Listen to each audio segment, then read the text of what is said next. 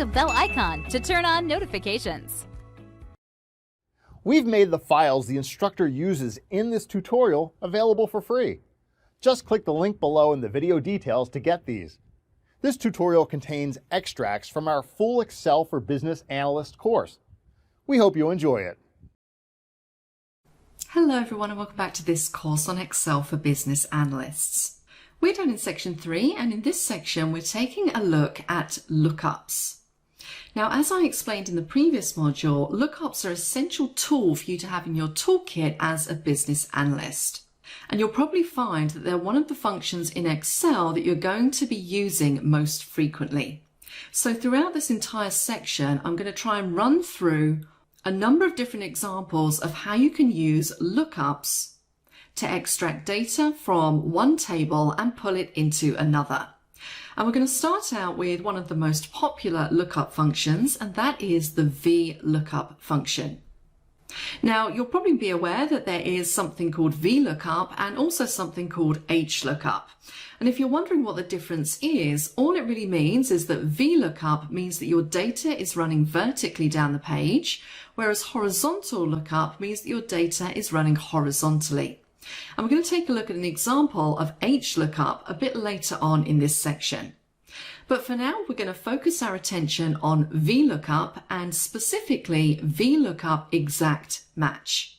So let's start out by taking a look at the data that we're using.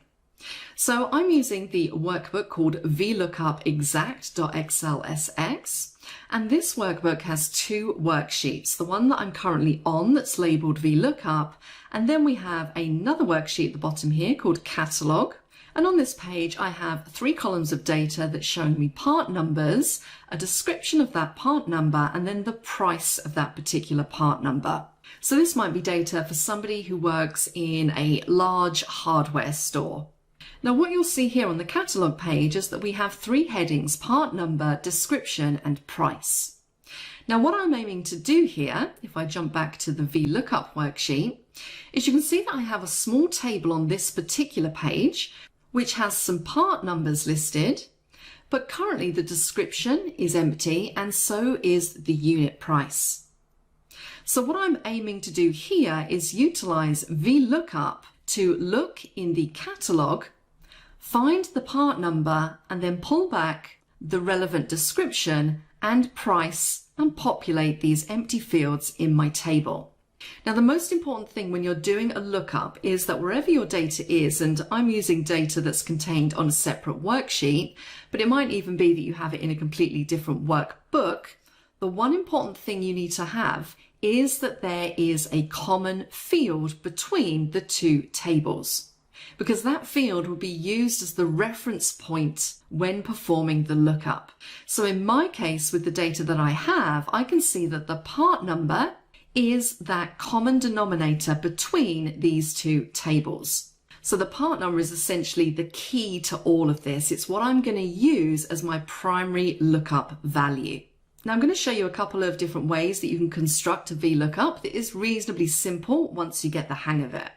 So I'm going to click in this description field and I'm going to type in equals VLOOKUP.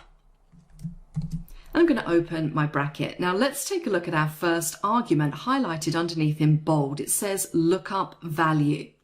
Now, as I mentioned, your lookup value is that common denominator between those 2 tables. So for me, that is the part number. Comma, to move on to the next argument, table array. So it's saying, okay, you want me to look up the part number. Where do you want me to look up this part number? Now for me, I want to look up this part number in the catalog. So what I could do is jump across to catalog and highlight all of the data that I have in this catalog, like so. I'm going to jump up to my formula bar now to continue this, comma. It's now asking for a column index number. So it's saying, okay, I'm looking up the part number in the catalog, but which column of information do you want me to pull back? So I'm looking for the description first of all.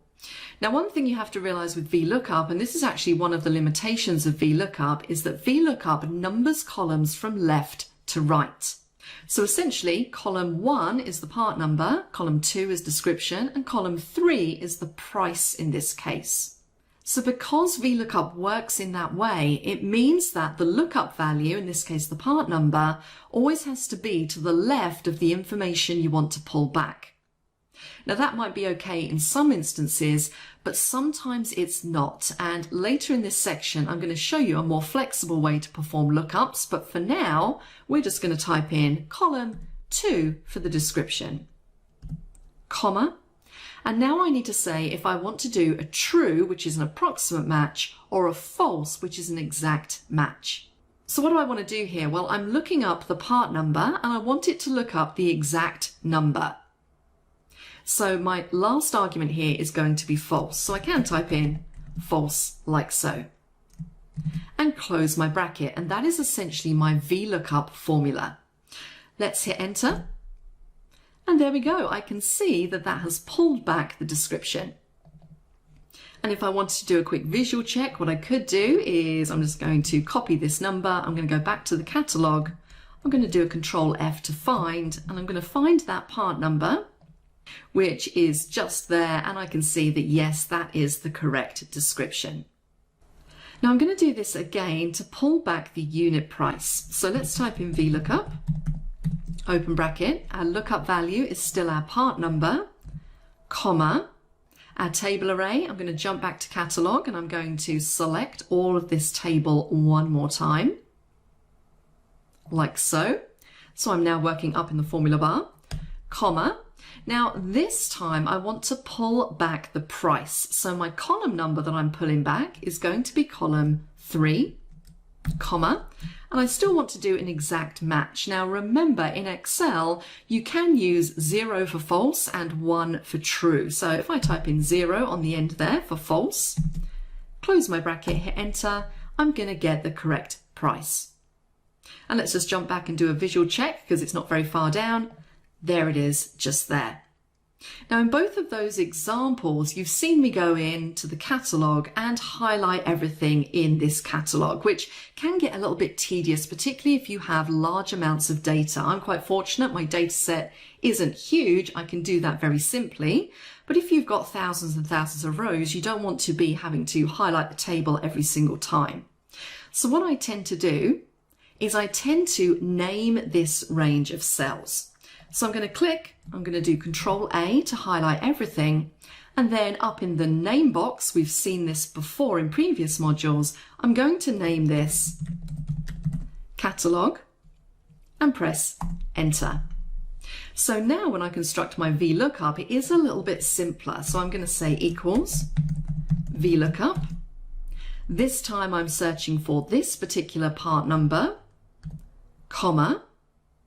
Now, instead of having to jump across and highlight that cell range, I can now press the F3 key to bring up all of my named ranges, and I can just select Catalog, comma. The column that I want to pull back is the description, so column 2, comma, and I'm doing an exact match, false, so I'm going to put 0 on the end, close my bracket, hit enter, and there we go. Now I'm going to do this one more time for good measure because I really do believe with things like VLOOKUP, practice makes perfect. But I'm going to do it a slightly different way. So instead of typing into the cell, I'm going to utilize the functions dialog box just so you can see how easy it is to use that as well. So let's jump up to our little FX button, insert function. And I'm going to do a quick search for VLOOKUP. I'm going to click go. There he is. Double click. So this is our functions dialog box, and you can see that these are exactly the same arguments that we get when we're typing it into the cell. So my lookup value is the part number, B6. Table array, I can press F3 again to bring up my named ranges. Double click to select catalog. Column index, well, I'm looking up the unit price this time, so that is column 3. And my range lookup, that's that true or false argument. I want to match the part number exactly, so I'm going to say false and click on OK. And there we go. So now what I could do for quickness is I could copy these down like so. Now, one thing you'll notice with this is that for one of these part numbers, one that suspiciously says 1, 2, 3, 4, 5, it says NA in there. which means they can't find this part number in the catalogue. Now you could leave those NAs just there, or you could make those a little bit neater and a little bit more meaningful for anybody looking at this spreadsheet, so they know exactly what that means, that it's not an error, it just means that the part number wasn't found. It's fairly straightforward to do, and it comes under the bracket of error checking, which we're going to get onto in the next couple of modules. So I'm going to leave those as NA for the time being, and we're going to cover that very shortly. Now the final thing I might want to do here would be to add some formatting. Let's add some dollar symbols, and I'm actually going to change that to currency formatting like so. So as you can see, VLOOKUP, very simple once you get your head around it. My biggest takeaway here would be always to name your ranges, because it's just going to make your life a lot easier when it comes to constructing your VLOOKUPs. Now in the next module, I'm going to be showing you how to do a VLOOKUP with the true argument on the end. In every example we've used in this module, it's been that false argument. So I'm going to show you where and why you would use the true argument on the end of your VLOOKUPs. So please join me for that.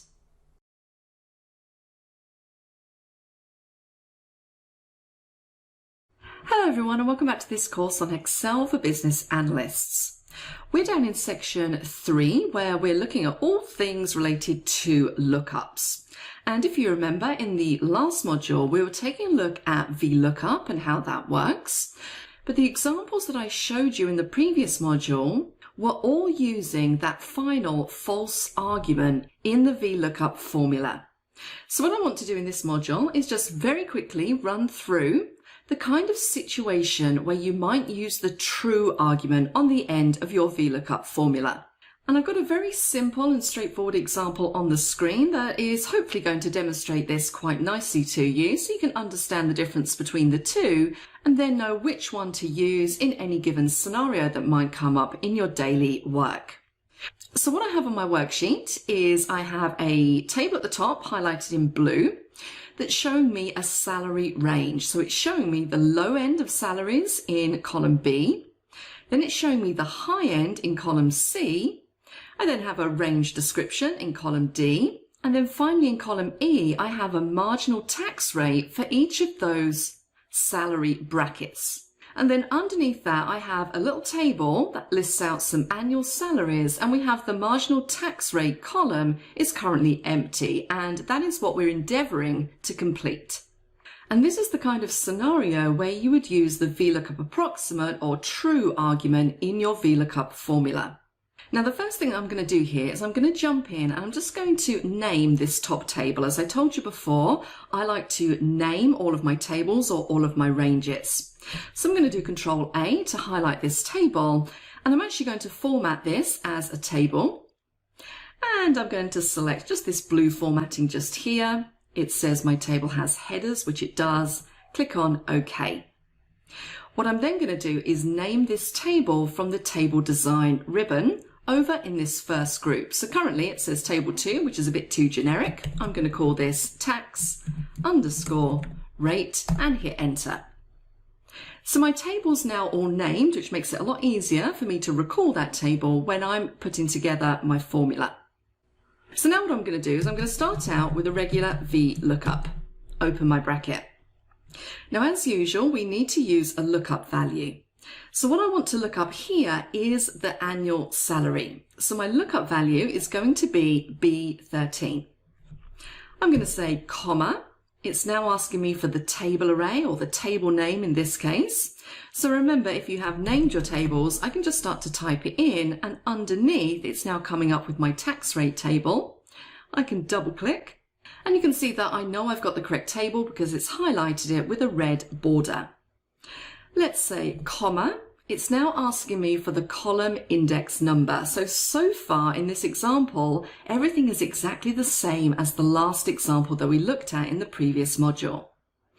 Now in this case, I want to pull back the marginal tax rate. So counting our columns from left to right, I want to pull back column number 4. Comma. Now this is where we get the change. So in our previous examples, we always went for that false argument, but in this case, we're going to need to use true for an approximate match. Now, why do we need to use that? Well, we're currently looking up the annual salary of £55,000. And if you look at the table above, what you'll see is that we don't actually have the exact figure of 55,000 listed in there. So if I was to do a false or an exact match, what Excel is going to do is look for 55,000. And it doesn't actually exist in that top table. 55,000 falls within this range just here, 35,000 and 85,000. So it's going to be sort of somewhere in the middle here. But because we don't have 55,000 listed exactly, this is why we would need to use the approximate match. So I'm going to say true on the end and close my bracket. Hit enter and see what we get. We get a result of 25%.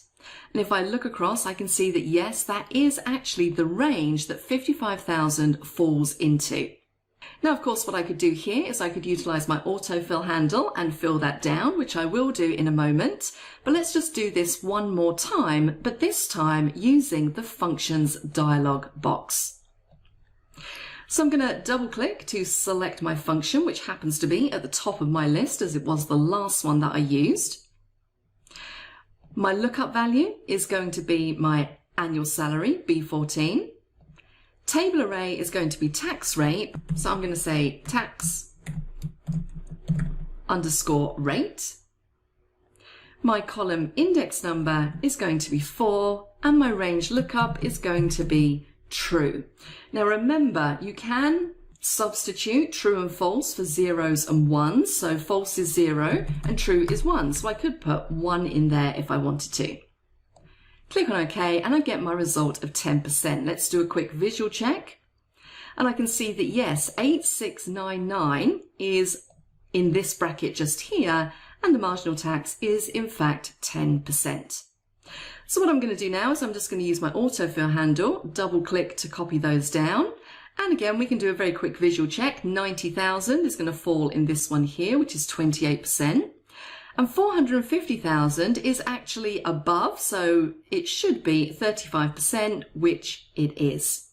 So hopefully that makes sense and shows you the difference between that true and that false argument on the end of your VLOOKUP formula.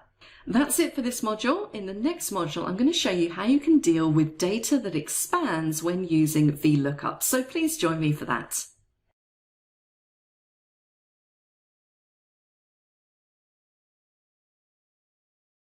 Hi guys, and welcome back to this course on Excel for Business Analysts. We're still down in section 3 where we've been looking at lookups. And in the previous 2 modules, I showed you 2 different ways that you can do a VLOOKUP using that false and the true argument. What I want to focus on in this module is how you can deal with data that expands so that your VLOOKUPs still work correctly. Now, most of the time, you'll find that your data won't stay static. It's quite a rare occurrence to have a data set that never gets updated or added to. So if you are a business analyst, maybe for retail or some kind of sales figures, those sales figures will probably be added to as each month passes. And it's the same for this example that we have on the worksheet now. So we're going back to that parts catalogue that we were looking at previously. So I have a whole list of part numbers here, their descriptions and their price, but this data probably isn't going to stay static. It might be that we update our inventory with new parts and we add them into this parts catalogue at the bottom, and there'll be new part numbers, new descriptions and new unit prices. So essentially at any point this data could start to grow. So it's really important that if we're referring to this data in any kind of VLOOKUP function or anything else for that matter, that new data gets included. And it doesn't become too much of a burden on us. We don't want to have to go in and start messing around with cell ranges, cell references when we add new figures in. So I'm going to show you a couple of ways that you can get around that. One of them we've already seen, but we're going to do a recap and I'm going to show you another example. But first of all, let's take a look at what happens if we don't accommodate expanding data. So what I'm basically going to do here is pretty much what I did before. I have my parts catalogue. I'm going to click in it, press Ctrl A to highlight everything, and I'm going to name this range. So I'm going to go up to my name box and I'm going to type in parts underscore catalog, and hit enter. I'm now going to go back to my VLOOKUP worksheet. And if you remember, this is where we have some part numbers, and then we want to pull back the description and the unit price. So as we've seen before, and this is just a repeat of what we did a couple of modules ago, I'm going to say VLOOKUP, open my bracket, my lookup value is the part number, comma, my table array. Well, for this, I can press F3, which will bring up any ranges that I've named, and I can see my parts catalog sitting just there. Click on OK, comma, I need the column index number. I'm looking for the description, which is column 2. And in this example, I want it to exactly match that part number. So we're going to do a false on the end, close my bracket and hit enter. And you can see it nicely pulls back that description. And you'll see that if I copy this down, I'm going to copy it all the way to the bottom, just going to copy it down to there. You can see that that pretty pulls back what we were expecting. So wherever it finds that part number, it's given me the description. Where it doesn't find the part number, because this one doesn't actually exist in the catalogue, it's given me an NA. So now what I'm going to do is I'm going to jump back to the catalogue and I'm going to add a new part number onto the end of this list. So I'm going to come in here and I'm going to type in 4567 is our part number. And just to keep this brief, I'm going to say this is door hinges. And we'll give that a value of $20 per unit. So let's now go back and see if we can pull that through. So I'm going to go back to here. I'm going to type in part number 4567. And let's see if I copy this VLOOKUP formula down, let's see if it works. So I'm going to use my autofill handle, drag down, and you can see it doesn't. It's not finding it, even though I have 4567 listed just here. Now, why isn't it finding it? So if we look at our formula in the formula bar, you can see I'm looking up cell B10, which is correct. I'm looking up in the parts catalog. Now, the parts catalog is a named range. Now, if you ever want to go in and take a look at your named ranges, if you jump up to the Formulas tab and go into the Name Manager, you can see there is my named range parts catalog. And if I click on Edit, it's going to allow me to go in and I can see where that's referring to. So it's telling me Catalog Worksheet A1 to C85. So let's take a look on the Catalog Worksheet. So you can see that this range stops at C85 because I've added something in outside of that range, which is why it's not being picked up over here. So in this particular scenario, using a named range is not always the best option. So what I'm going to do is I'm going to jump into my Name Manager and I'm actually going to delete out the parts catalog. I'm also going to delete out this other one that I have in here, like so. And we're going to do this a slightly different way. Now let's remove what we just added once again. Go back to our VLOOKUP and I'm going to remove all of these errors like so. And we're going to try it again, but we're going to use a slightly different method. So let's construct our VLOOKUP, open bracket, B5, comma. Now, when it comes to the table array, instead of utilizing a named range, if I know that my data is going to expand, I can select the columns instead. So what I could do here when I'm selecting table array is jump across to catalog. I'm going to scroll all the way up to the top and I'm going to hover my mouse over the column A until I get that little black arrow. I'm going to click and drag across. And that is essentially selecting columns A, B, and C. I'm going to say, comma, I'm now working up in the formula bar. I want to pull back the description, so column 2, and I'm doing an exact match, which is false or 0. Close my bracket and hit enter. And you can see that that's completed it. And once again, I can drag this down. I'm just going to leave that bottom one for the time being. All looks okay so far. Now for 4567, if I go back to my catalogue, go down to the bottom, and once again, I'm going to add 4567, door hinges, $20. Let's go back and let's drag our formula down and see if that works. And it does, because essentially the VLOOKUP is referring to everything in column A, B, or C, and that stretches all the way down to the end of the workbook. So columns is a really good alternative if you're going to have data that expands. Now, the other method that you can use to accommodate expanding data is one that we've done before, and that is to utilize tables, because tables will expand to accommodate any new information. So what I could do here is I could click in my data, press Ctrl A to select everything, go up to the Home ribbon, and I can either go to Format as Table and select one of these options, or alternatively, if I press Ctrl T, that's going to create a table for me as well out of my data. I'm going to make sure my table has headers is selected and click on OK. And then the final thing I'm going to do here is name my table. So once again, on the Table Design ribbon, where it says Table 1, I'm going to call this one Parts Category and hit Enter. Let's go back to our VLOOKUP. I'm going to delete out all of this, and I'm going to construct my VLOOKUP one more time. We're going to look up B5. We're going to select our table, which is Parts Category, and you'll see as I type it in, it comes up underneath to select. We're pulling back column 2, and we're doing a false or an exact match, so 0 on the end. Hit Enter, and I can then safely copy this down, and you can see that it works.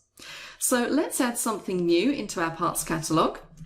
So I'm going to go all the way down to the bottom, and let's add 8, 9, 10. We're going to call this door frames, and we're going to say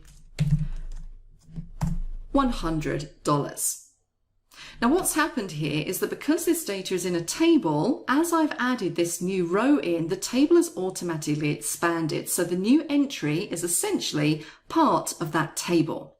So it means that if I now go back to my VLOOKUP and type in a new part number, 8, 9, 10, I can then copy the formula down and it's going to pick it up because it's referencing the table name, and the table will always expand to accommodate any new data. So those are two different methods for dealing with data that's going to change, data that's going to be added to when you're constructing your VLOOKUP formula. I hope you found that useful. We're going to move on to the next module now, where we're going to start talking about HLOOKUP. So please join me for that.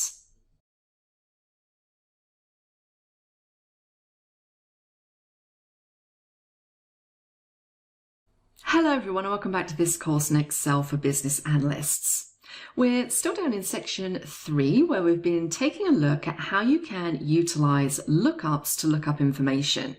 And in the previous modules, we've mainly been focusing on the VLOOKUP function. What I want to do in this particular module is now switch our focus to HLOOKUP.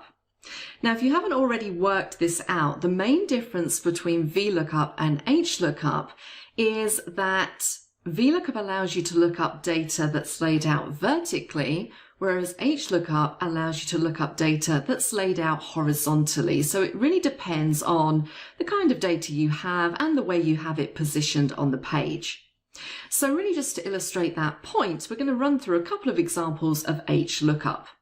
Now, I will say fundamentally, when you're constructing the HLOOKUP formula, it's not a great deal different to VLOOKUP. So once you've got your head around one of them, you're pretty much good to go with the next one. But let's dive in and take a look at a couple of examples.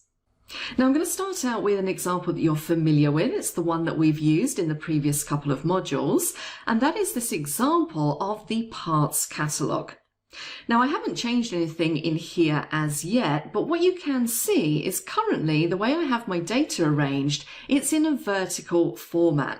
So I have my column headings listed across the top, part number, description, and price. And then I have my data in rows running underneath. So when I'm trying to complete my table, I'm looking up my data vertically. What I'm going to show you now is I'm going to take this data and I'm actually going to flip it around so that it runs horizontally, and then we're going to utilize HLOOKUP to perform the same lookup. Now, I could have done this before I started this video, but I wanted to leave it in because it is just another little extra thing that's really nice to know in Excel if you ever need to utilize it.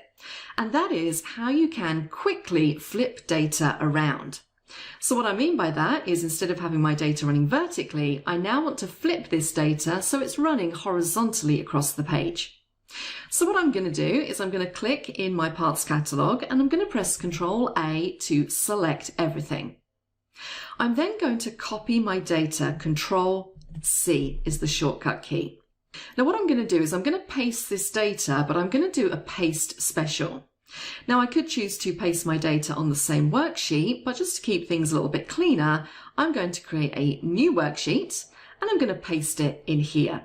And what I'm going to do is make sure I have cell A1 selected. I'm going to jump up to Home and I'm going to click the lower half of that paste button. And what I'm going to do is instead of using just a regular paste, I'm going to jump into Paste Special and I'm going to select this little option here, Transpose.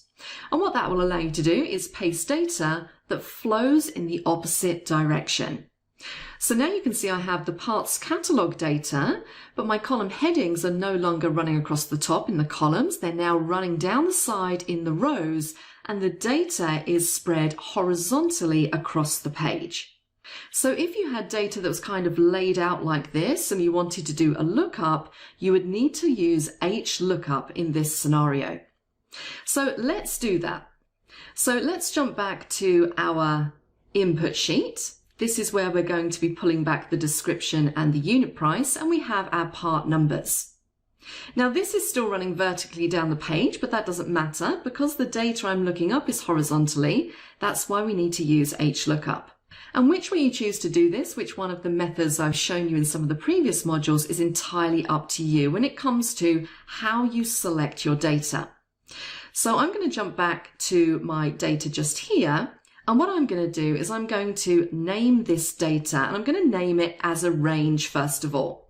So while it's all selected, I'm going to click in my name box just here and I'm going to call this Parts 1 and hit enter. I'm now going to utilize that range as I construct my HLOOKUP.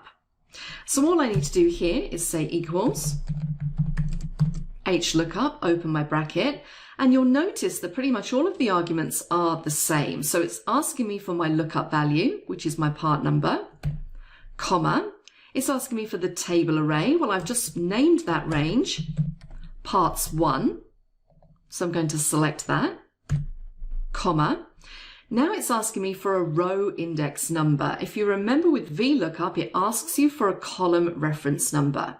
So you do practically the same thing, you just count the number of rows. So I want the description, and that is in row 2, comma, and I'm doing an exact match. I want to exactly match that part number. So my final argument is false. Hit enter, and it pulls back the correct result. I can now use my autofill handle just to copy that down. And if you remember, 1, 2, 3, 4, 5 is not a number that currently exists in the part catalog, which is why we're getting an NA. I'm going to do this again for unit price, but I'm just going to show you a slightly different way. So let's jump back to our horizontal catalog.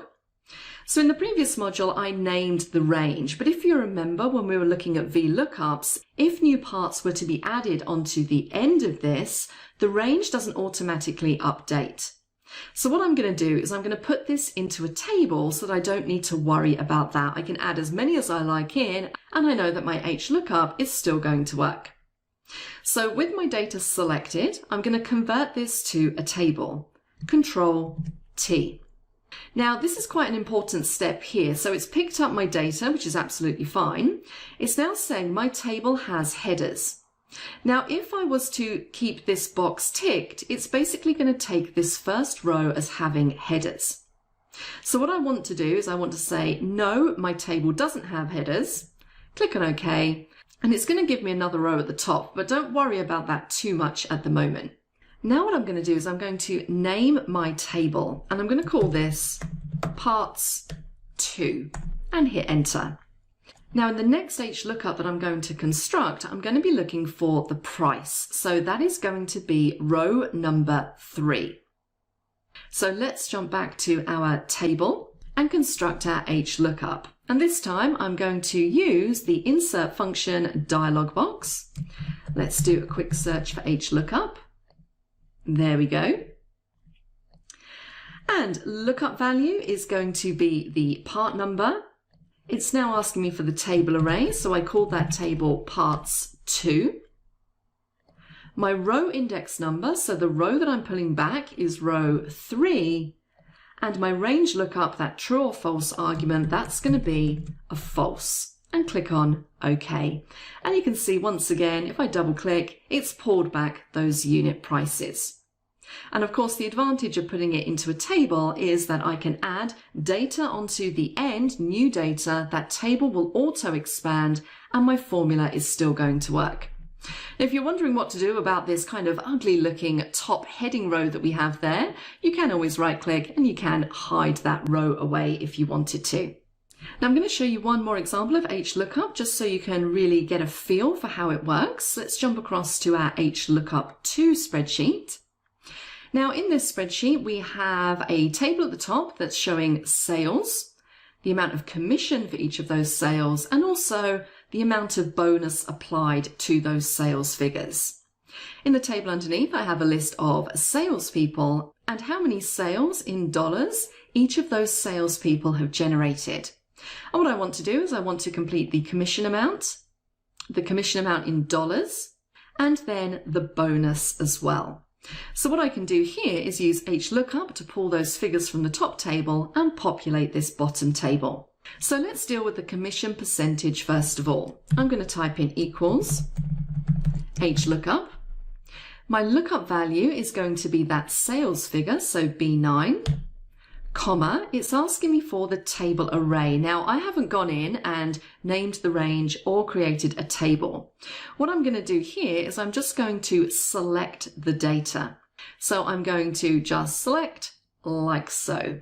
And that's fairly straightforward to do if you have a reasonably small table. Now one thing you need to be aware of here is if you want to autofill this HLOOKUP formula going down, you want to make sure that you make these references absolute, so that when you drag the formula down, Excel doesn't try and move those references down one cell. So I'm just going to click within A2, press the F4 key to make that absolute, click in K4 and press the F4 key to make it absolute once more. I'm going to say comma, row index number. Now I'm looking for the commission percentage. So I can see that that is row 2, comma. And what am I doing here? I'm looking for the sales figure. And these sales figures don't exactly match the sales figures we have in the top table. They might fall between two numbers. So I want to do an approximate match, which is that true argument on the end. And hit enter. And what I can do is double click to copy that down. And I now get my percentage sales for each of my sales people. And if you want to, you can do a quick visual check just to make sure that that's all correct. Now in the next column, I don't actually need to use a lookup for this because I'm just doing a straightforward calculation, but let's do it. It's good practice. So I'm going to say equals sales multiplied by commission and hit enter. And that's going to tell me, I'm going to autofill that down, the amount of commission in dollar value for each of the sales people. And then finally, I want to see how much bonus each of these people are going to get. So I am going to use HLOOKUP again for this. So what I'm going to do here is equals HLOOKUP, open bracket. The sales figure is my lookup value, comma. So now table array, and I'm going to do this a slightly different way. I'm going to allow for more data expanding on the end, and I'm just going to select all 3 rows. So you can see there rows 2 to 4. Now again, I want to make sure that I lock these, so I'm going to put a $sign in front of both of them so that when I drag this formula down, they don't move. Comma, row index number, I'm looking for the bonus, which is row 3. And I'm doing an approximate match again. So that's that true argument, or I can put a 1 instead of true. Close the bracket, hit enter. I can double click to autofill that down, and I also might want to apply some dollar formatting to that as well. So there we go, a couple of examples of how you can utilize HLOOKUP, how it's different from VLOOKUP, and also a couple of extra tips and tricks in there with regards to using that transpose utility when you're pasting, and also some more work on formulas as well. Hopefully that all makes sense to everyone. I will see you in the next module.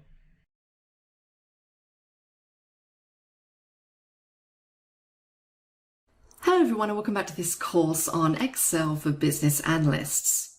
We're still down in section 3 where we've been looking at everything related to looking up information using lookup functions in Excel. And so far we've focused on VLOOKUP, and in the last module I introduced you to its sister function of HLOOKUP. We're going to start to move on into some of the other lookup functions available in Excel now, and we're going to introduce the match function. Now, if you've never used match before, it is a lookup function that you'll find on the formulas ribbon underneath the lookup and reference group, and if you scroll down to AMs, you'll see it sitting in there.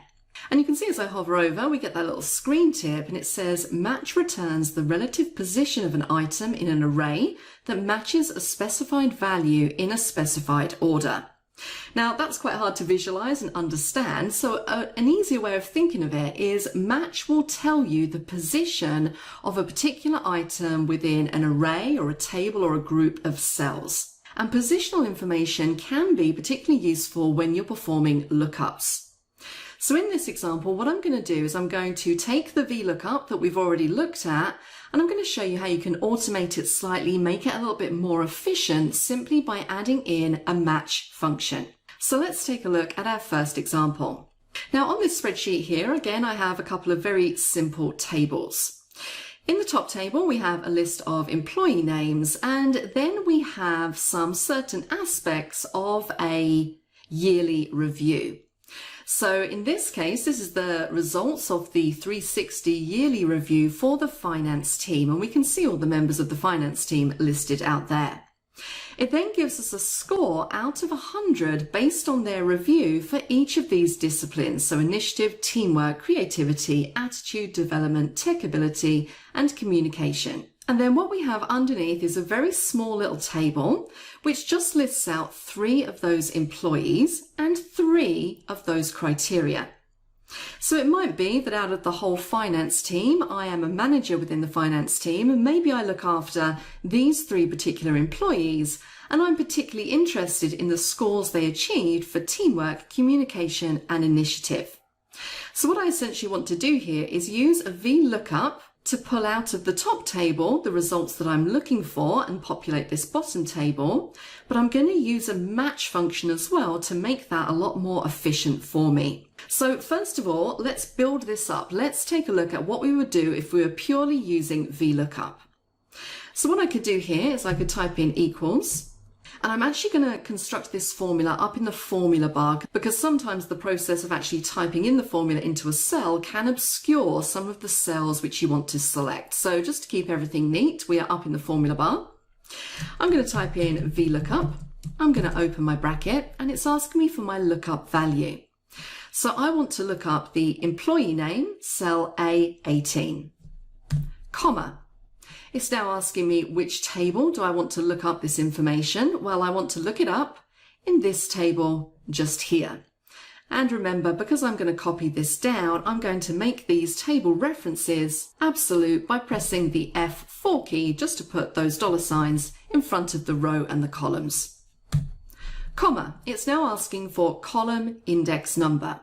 So the first one I'm looking up is teamwork. So counting from left to right, I can see that is 1, 2, it's column 3. Comma, do I want to do an approximate match or an exact match? Well, in this example, I'm looking for the name of the employee, Ming Lee in this case, so I want to do an exact match. So I'm going to put false on the end there and close my bracket. Hit enter and it pulls back the correct result. I can see there for teamwork that Ming Lee did in fact score 59 out of 100. And what I could do here is I could double click to autofill that down, and if I just do a quick visual check, Courtney Lane 58, Kirk Collins 80. So that all appears to be working. Now the way that I've done it there is just utilizing VLOOKUP, and you can see that that's worked, so it's absolutely fine for me to use. But remember, I have a very small data set just here. Imagine if you had a much larger data set, possibly with thousands of rows and maybe 100 or so columns. Sometimes counting across those columns to find the correct number, or counting the rows if you're using HLOOKUP, can be extremely tedious and time consuming. So a much more efficient way of doing it would be to automate the process of finding that column or row number. And what I'm talking about here is if we take a look at this formula, again up in the formula bar, you can see this number here, number 3. This is the column index number. This is where I've counted 1, 2, 3. Imagine if I had 100 rows. Do I really want to start counting along? No, I don't. So it'd be much more efficient for me to automate, using a function, the finding of this particular column index number. And for that, we can use the match function. So let me just show you what match does on its own, and then we'll combine it with our VLOOKUP. So I'm just working in cell F17. I'm going to type in equals match and open my bracket. You can see my arguments underneath, so it's asking me for the lookup value. So I want to automate the finding of the column position. So my lookup value here is going to be teamwork. So B17, comma, lookup array. Where do I want to look up this word? Well, I'm looking it up in this headings row. So I'm going to select all of that heading row just there. Comma. Do I want to do an exact match? Less than or greater than? Well, I'm looking up exactly the word teamwork, so I'm going to do an exact match, which is 0 in this case. Close my bracket and hit enter, and it gives me the position in that data, in that table, of the word teamwork. So it's telling me that it's in position number 3. And if we go back to our VLOOKUP formula, you can see that we have number 3 just there. So what I could essentially do is replace this number 3 in the VLOOKUP formula with my match formula. Now a simple way of doing that is just to double click to jump into your formula, highlight it and press Ctrl C to copy the formula. I'm going to hit enter just to come out of there. I'm going to go up to my VLOOKUP formula in the formula bar. I'm going to highlight where we have the number 3, and sometimes it's a little bit tricky just to get that number 3. And I'm going to do Ctrl V just to paste in that match formula and hit enter. And you'll see there it's giving me the correct answer of 59, but we've automated the finding of the position. Now what you'll notice is if I try and use this autofill handle to copy this formula down, I'm going to get errors in the other 2 cells. And that is because I need to make sure that I also make sure that those cell references in the match formula are absolute. So I'm going to jump up to my formula bar, clicking B17 and F4 that. And I'm going to also F4 the table array. And hit enter. And now let's copy down, and you can see that I now get those correct results. Now this time I'm going to do the same thing again, but I'm going to name my table instead. So I'm going to click at the top, Control A to select all of that top table, and I'm going to name this range Review, and hit enter. So now let's pull out the results for the communication aspect of this review for each of those 3 employees. I'm going to do this up in the formula bar again. We're going to say equals VLOOKUP, open bracket. Lookup value is going to be the employee name, A18, comma. The table array, I've named it, so I can press the F3 key, and that's going to show me all of my named ranges, and I can select review from there for my table array. Comma, column index number. Now, if you remember, this is the part that we automated. So this is where we would add match, open bracket. Lookup value this time is communication, and I'm going to F4 that. My lookup array, well, I'm looking up the word communication in this particular range, so A4 to H4. And I'm going to absolute both of those by pressing F4. And I'm doing an exact match for the word communication, so I want a 0 on the end just there. And I'm going to close off my match formula. Now that I've closed off that formula, it's taken me back to my VLOOKUP formula because I still have one more argument I need to add. So if I press comma, you can see that I still need to put on the end whether this is an approximate match or an exact match. And now, because we're back in VLOOKUP, we're talking about that employee name. Do I want to do an exact or an approximate match? Well, I want to do an exact match, so my last argument is false or 0, and close off my bracket.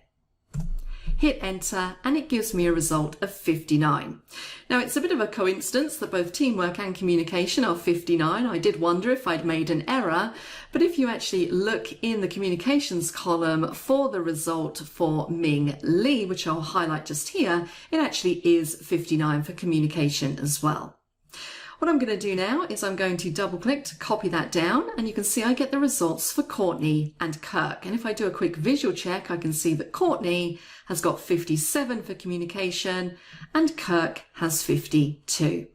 Let's do that one last time so we can pull out the results for initiative. I'm going to jump up to my formula bar, equals VLOOKUP, open bracket.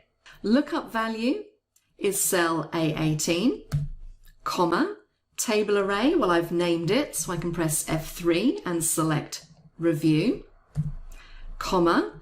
This is the part we've automated, so we want to start off our match function. What am I matching? I'm matching the word initiative, so D17, and we want to make that absolute as we're going to copy this formula down, comma. Where do I want to look up that word? I want to look up that word in this top row, and I want to make sure that those don't move as well. So we're going to lock those bad boys down, comma. I want to do an exact match for the word initiative, and I'm going to close off my match formula. I still need to do a comma and add on whether I want to do an approximate or false match for my VLOOKUP, and I want to do a false or an exact match. And for this, I'm going to type in 0 and close my bracket and hit enter. I can then safely go in, copy this all the way down, and those are my results. And you can always do a quick visual check just to make sure that those are correct in the initiative column. So hopefully that gives you a good idea of how you can utilize both VLOOKUP along with match to make your lookups a little bit more efficient and a little bit more powerful. That's it for this module. I will see you in the next one.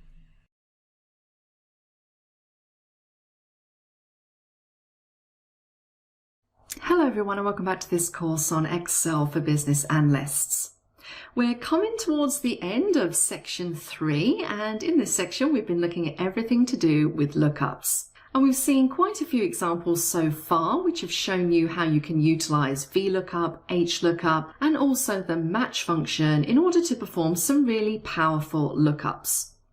What we're going to do in this module is I'm going to show you an even better way of performing lookups using index, match, and the new XLOOKUP function. Now, index and match are seen as a good, more flexible alternative to using VLOOKUP when performing your lookups. So to really understand what those advantages are, I'm going to start out by telling you about the main drawback when it comes to using VLOOKUPs.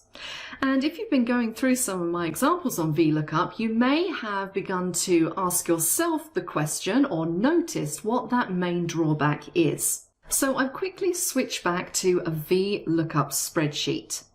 Now, when you're performing a VLOOKUP, remember that your columns are essentially numbered, and that enables you to pull back the information that you need.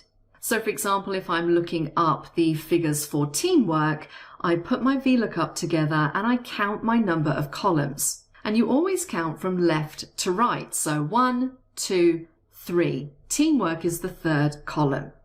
Now we've seen how we can automate that process to make it a bit easier using match, and you can definitely use VLOOKUP along with match. However, you will find problems start to occur if you're trying to do a VLOOKUP where the lookup value is to the right of what you're trying to look up. So if I was using communication as my lookup value, and I wanted to pull back the employee information, I wouldn't be able to do that because I can't add minus figures into my VLOOKUP. So I couldn't say, look for the word communication and then count back 1, 2, 3, 4, 5, 6, 7 rows. I couldn't say -7 in order to pull back that employee name. So VLOOKUP has a limitation that you can only look from left to right, and your lookup value must always be to the left of the information you want to look up. Now that might be absolutely fine for you, and in a lot of the scenarios you come across, it will probably be completely fine. However, there are some occasions where you need to be able to do a lookup where you can literally search anywhere in the table using a lookup value. And that is where index and match comes in. So let's take a look at our first example. So on this worksheet here, you'll see that this might be some kind of market research spreadsheet. And this is showing me some of the most popular apps available for the iPhone. It's showing me the category that the app falls in. It's showing me the name of the app, and you can see there we have lots of the popular ones on there: Facebook, WhatsApp, Messenger, all those kinds of things. The type of app that it is, so if it contains in-app purchases, if it's a free app, or if it's a subscription app. We have the revenue for that particular app and the profit for 2019. And then what we have over to the right of that is we have a little table here. And you can see in the top cell it says select app, and currently in cell H4 it has Google Docs. I then have blank cells for category, type, profit and revenue, and I want to populate all of these cells. So essentially what I want to do here is I want to look up Google Docs in this table of data, and I want to pull back the category, the type, the profit and the revenue. Now, the reason why I wouldn't use VLOOKUP for this is because in the case of the category, if you look at where the category falls, category is in column 1, and my lookup value is the app, which is in column 2.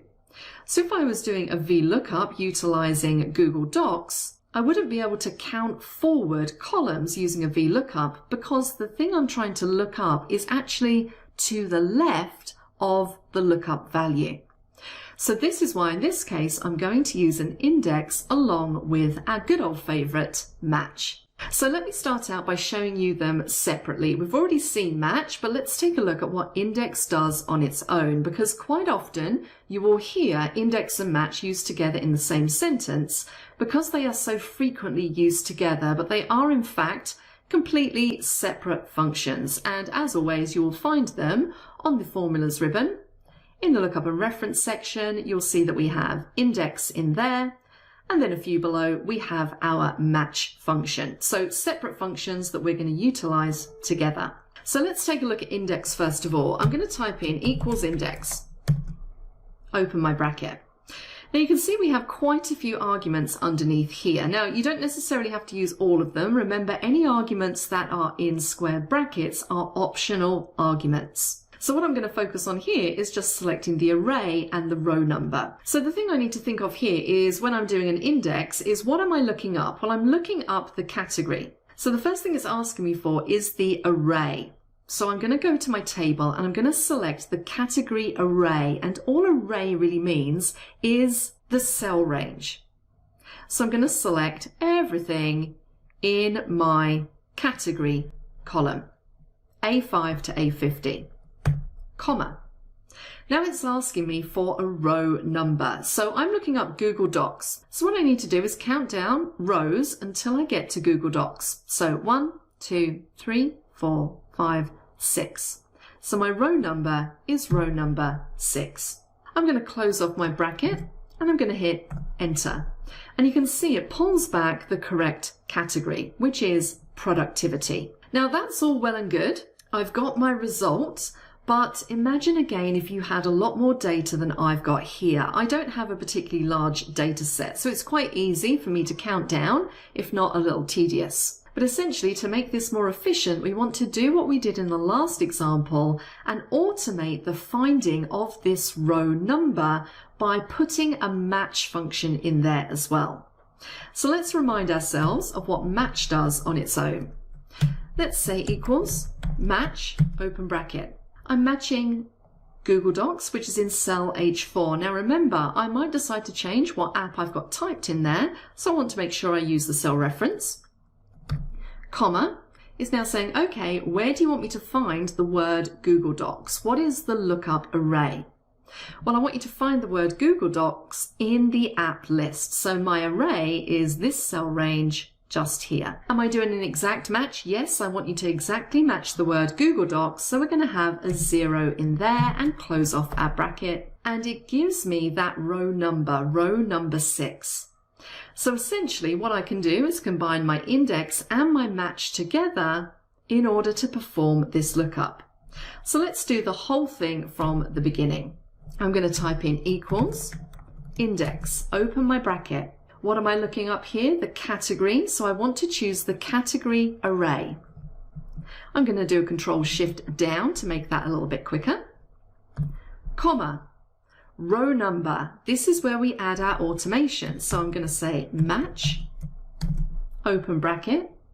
My lookup value is whatever is in cell H4 at the moment, that is Google Docs, comma.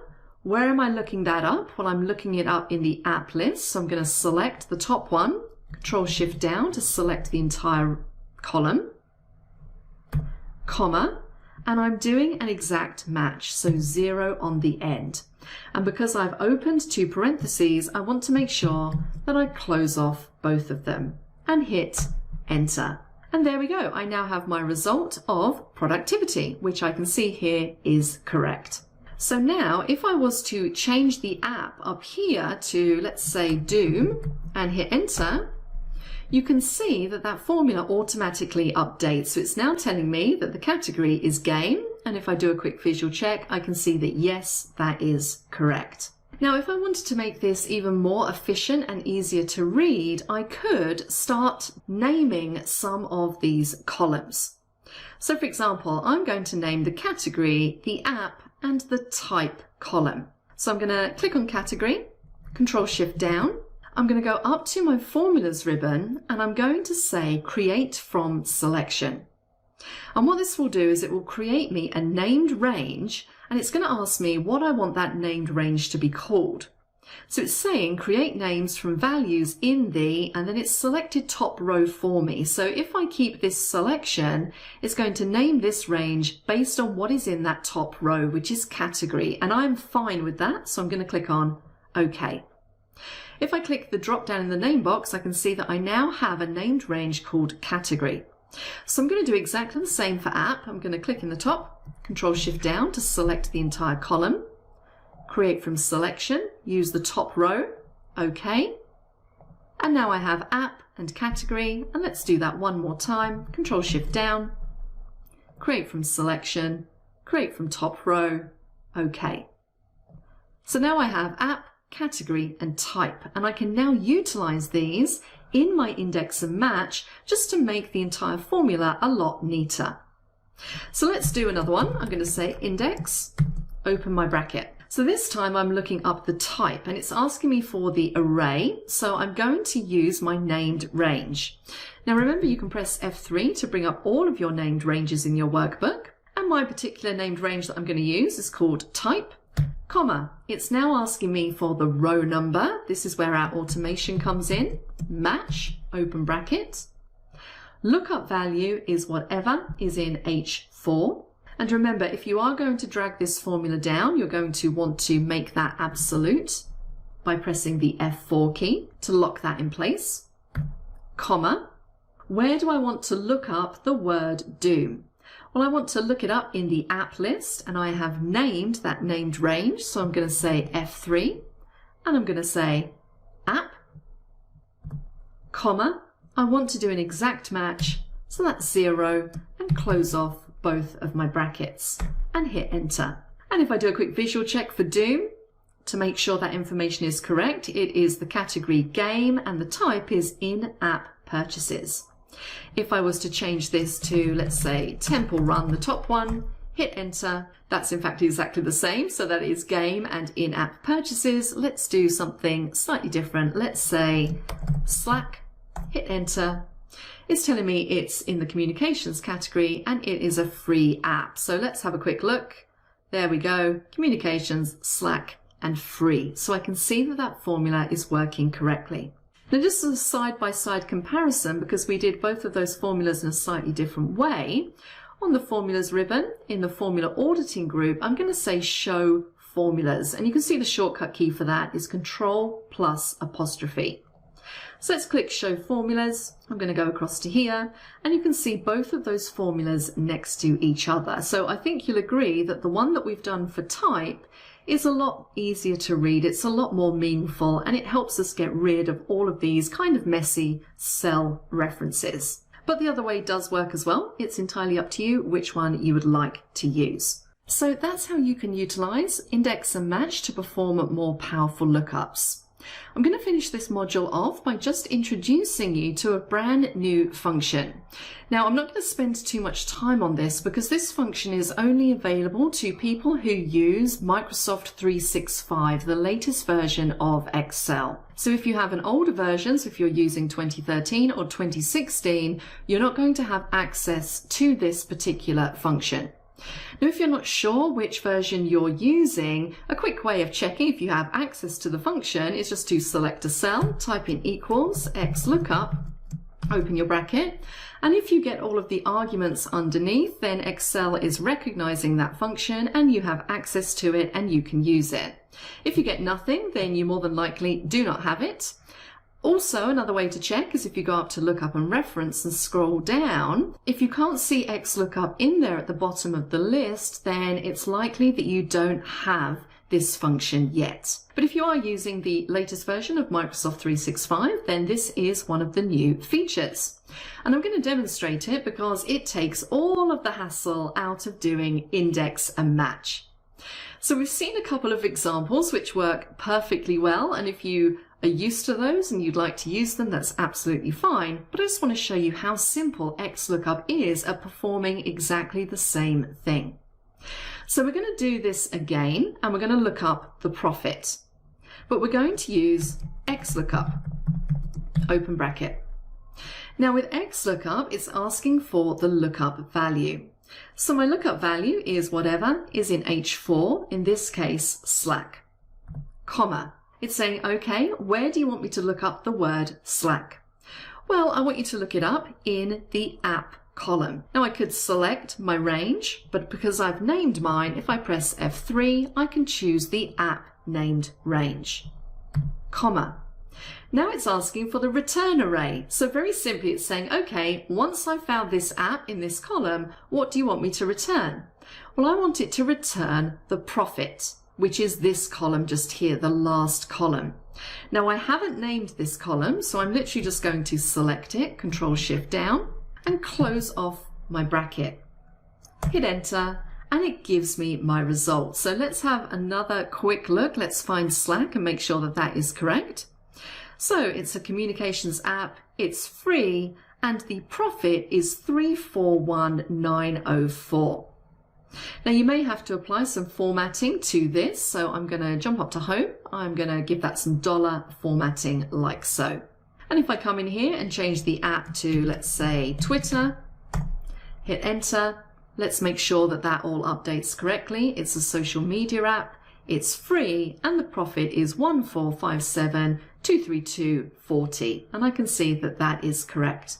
So again, if we go into show our formulas, just so you can see the difference, look how much neater and easier XLOOKUP is. Let's do it one more time for our revenue. Equals XLOOKUP. Lookup value is whatever is in H4. I'm looking up the app in the apps list, so I can select my cell range or press F3 and select my named range. And I want it to return the revenue. So I'm going to select the top cell, Control-Shift down, close off my bracket and hit enter, and there I have my revenue. Let's just make sure we add some formatting to that and do a quick visual check. So let's find Twitter, and I can see that yes, all of those values are correct. Let's do one final switch so we can make sure that this is working. I'm going to say Candy Crush, hit enter. It's the second one down.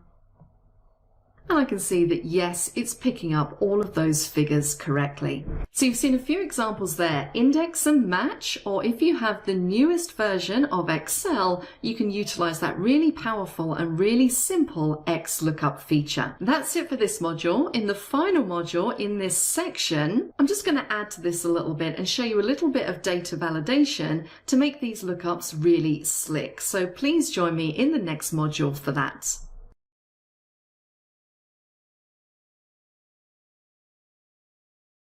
Hello everyone and welcome back to this course on Excel for Business Analysts. We've made it all the way down to section 4, and in this section we're going to be talking about how to make better decisions using logical functions. And more specifically in this first module we're going to concentrate on one of the most popular logical functions, and that is the if function. Now if you're looking for the if function on the ribbon, you'll find it under the Formulas tab in the Functions library underneath Logical. This is where you have a list of all of the functions that belong to that logical functions group. Now, if you're not entirely sure what a logical function is, don't worry too much. I'm going to explain it from the very beginning. So what I have on the screen here is a very basic spreadsheet. It is a list of tech sales for a technology company called Microworld. And you can see in column A, we have the product that they sell. We have the customer, we have the date, we have the item cost, the number of items, and the total cost. And what you'll see is that the total cost, if we look up in that formula bar, is basically D7, the item cost, multiplied by E7, the number of items. That is how we get to our total cost figure. And what we want to do here is we need to work out the shipping and the total. And in order to do that, we're going to use the if function. Now, when it comes to working out the shipping, we have some useful information just above. So you can see here, it says that there is no shipping charge for orders over $1,500, but for everything else, there is a 2% of the total cost shipping charge. Now, if we just jump in here and type in if and open a bracket, you'll see the arguments that we have. The first thing that's highlighted is the logical test. And then essentially, depending on if that logical test is true, you get one value. If the result of the logical test is false, you get another one. So taking a look at our example here, what would be our logical test? Well, we know that there is no shipping charge for orders over $1,500, but there is for anything under $1,500. So our logical test is going to be if the total cost, F7, is greater than or equal to 1,500. And you'll find that with a lot of logical functions, you're going to use those operators, the greater than, less than, equal to, so on and so forth. So that is our test. Is the total cost greater than or equal to 1,500? Let's press comma and move on to our next argument. So now we want to say, what do we want Excel to do if that is true? So if the total cost is greater than or equal to 1,500, what do we want to do? Well, I can see here that there is no shipping charge for orders over 1,500. So I'm going to say I want Excel to do nothing. Comma. What do we do if that logical test is false? So if the total cost is less than 1,500, what do we need Excel to do? Well, if it is less than, I want Excel to work out what 2% of that total cost is and use that as the shipping charge. So we're going to say F7 multiplied by 2% and close our bracket. Let's hit enter and see what we get. So I've got the first number inputted there. It's showing me $29. And what I'm actually going to do is just apply some accounting format to this column. And I can double click the autofill handle to copy that formula down. And what we should see, and it's a very nice quick way to be able to do a visual check, is that anything that's equal to or greater than 1,500 should have no shipping charge. So I can see here where we have a dash that one is over 1,500. And I can see as I scroll down that that appears to be true. Everything else that's under 1,500, we've worked out what 2% of the total cost is, and we've got that as our shipping fee. So just to recap again, we have logical test, value if true, value if false. And our final calculation in the totals column is a very straightforward sum calculation. So we're simply going to add the total cost, F7, to the shipping cost, G7. Close the bracket and hit enter. Once again, I'm going to apply some accounting formatting to this column, and I'm going to double click to copy that down. And now we have all of our figures.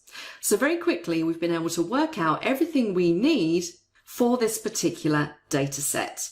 Hopefully that explains how if works a little bit more. We're going to move on to some more examples of if, so please join me in the next module for that.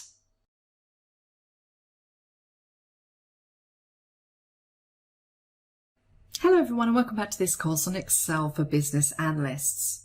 We're down in section 4 where we're taking a look at logical functions, and in the previous module we took our first look at how to utilize that if function. In this module we're going to do another example of if on slightly different data. So in front of me here I have some employee data, so this might be for somebody who works in HR. And what we have in column A is a list of employee names. We have the building that they work in and their department. We have the hire date, the years that they've been employed, their salary, and then they've been given a job rating. So this job rating might be something that's been generated from a yearly appraisal, and each staff member has been ranked from 1 to 5. And depending on what they've been ranked determines if they get a bonus or not. And we're going to utilize the if function in a couple of different ways to work out who is going to receive a bonus. So what we're going to say here is that anybody who has achieved a job rating of 5 is going to get a bonus of $3,000. So I'm going to click in cell H2 and we're going to fire up our if function. And if you remember from previously, we need to first state our logical test. So in this case, our logical test is if the job rating, G2, is equal to 5, comma, what happens or what do we want Excel to do if that is in fact true? Well, if the employee has a job rating of 5, they're going to get a bonus of $3,000. If they have anything that isn't 5, they're going to get absolutely nothing, which is a little bit unfair, but there we go. Close off the bracket, hit enter, and now if I copy this down by double-clicking the autofill handle, we'll see that we have 3,000 listed wherever there is a job rating of 5. So it's very easy for us to then see which staff members have received that bonus. And once again, I'm going to highlight this column and I'm just going to apply some currency formatting. So now let's take this on a stage further. I'm going to double click to jump back into my if function. And what we're going to do here is instead of having just a 0 or a dash, we're going to replace that with some text. So I'm going to remove the 0, and what I'm going to say is that if the job rating is equal to 5, I just want it to say in the cell bonus. And when you're dealing with text within a formula, you must always put it in quote marks. Comma, what do we want it to say if the logical test is false? Well, I want it to say no bonus. And hit enter. And now if I double click to copy that down, you can see we get those results. So essentially what I could do if I wanted to quickly analyze this data and just get a list of everybody who's going to receive a bonus, I could do that very quickly by combining this with some filters. So I'm going to jump up to my data ribbon, make sure that I'm clicked somewhere in this heading row, and I'm going to click on the filter button. This applies these little filters to each of the heading rows, and what I can then do is filter just for bonus. Click on OK, and it's going to show me all of the people who are going to receive a bonus.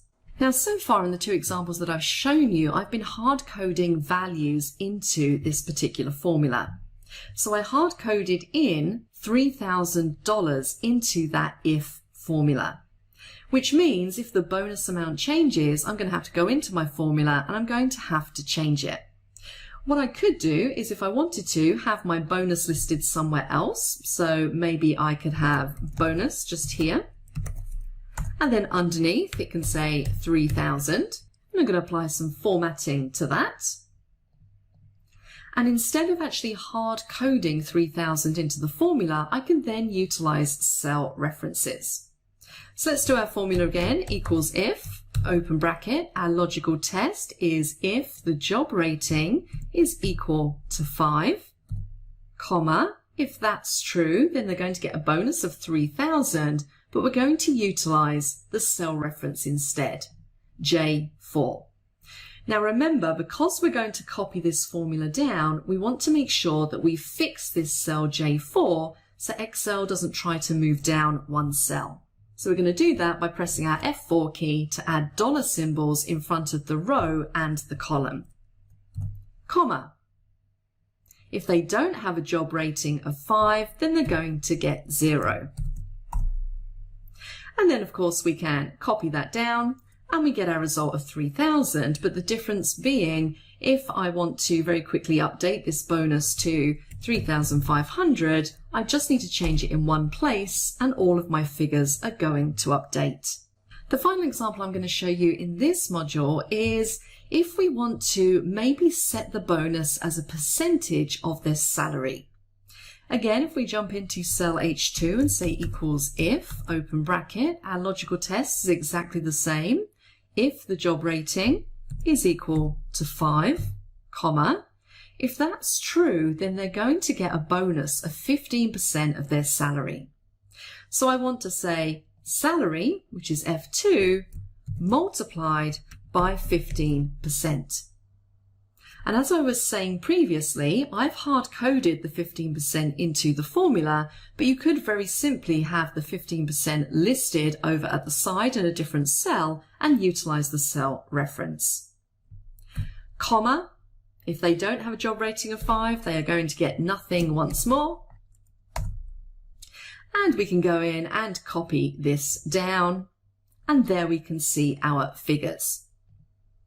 So a few different ways there that you can utilize the if function in various different formats, utilize text, utilize cell references, etc. in order to extract the results that you need. In the next module, we're going to move on to something called nested if statements. So please join me for that.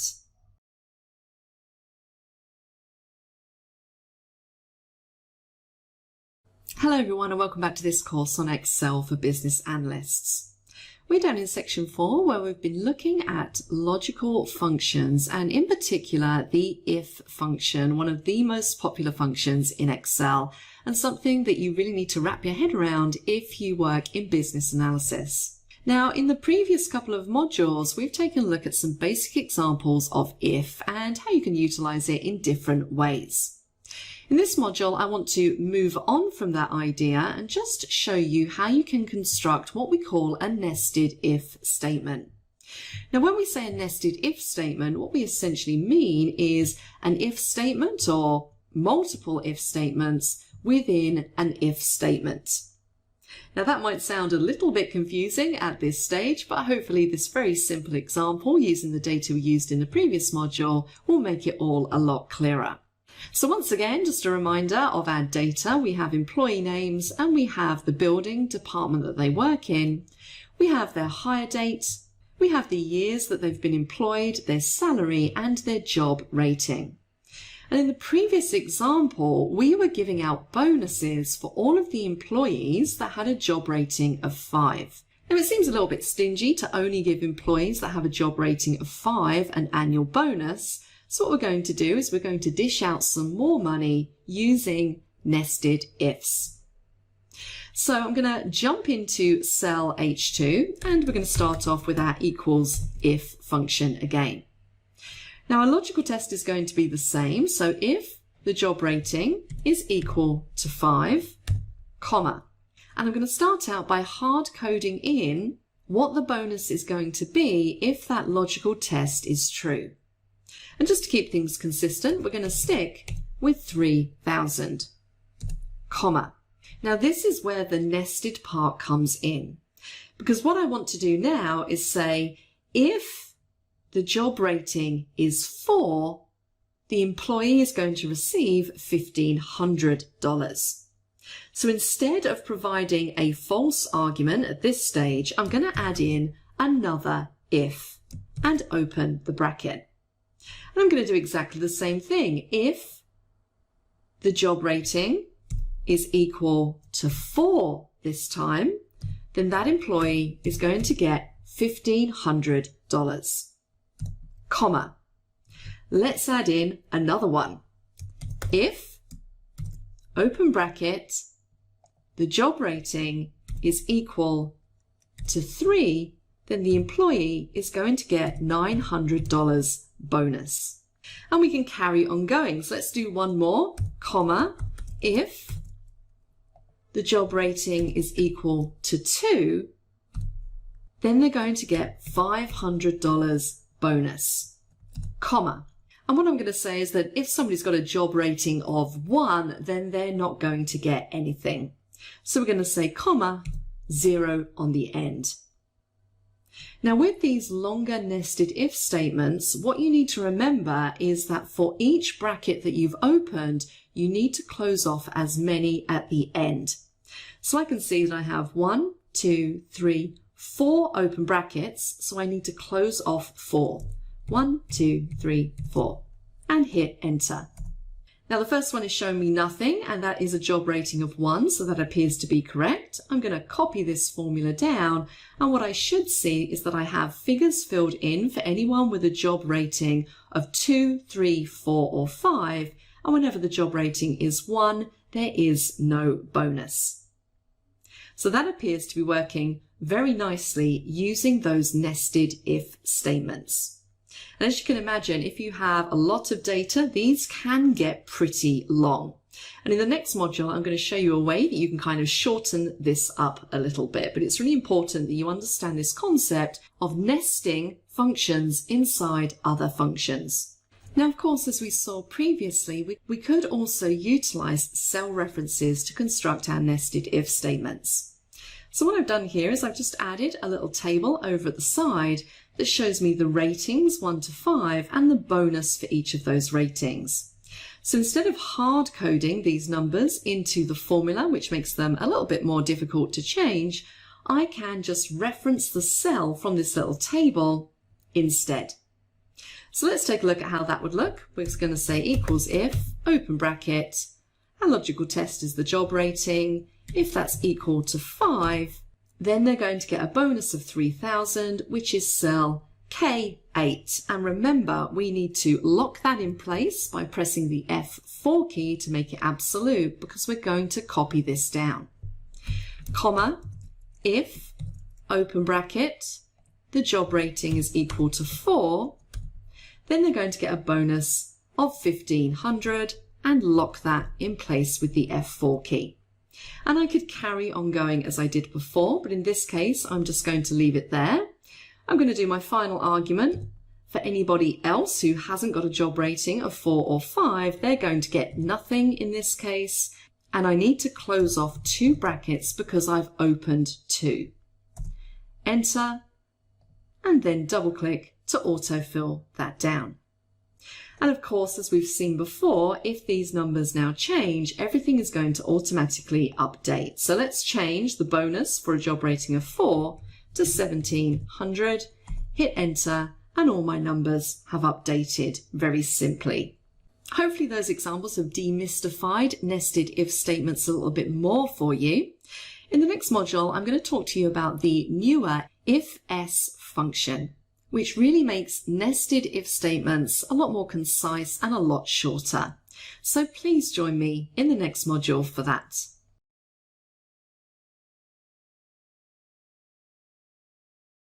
Hello everyone, and welcome back to this course on Excel for Business Analysts. We're down in section 4 where we've been taking a look at how to make better decisions using the if function.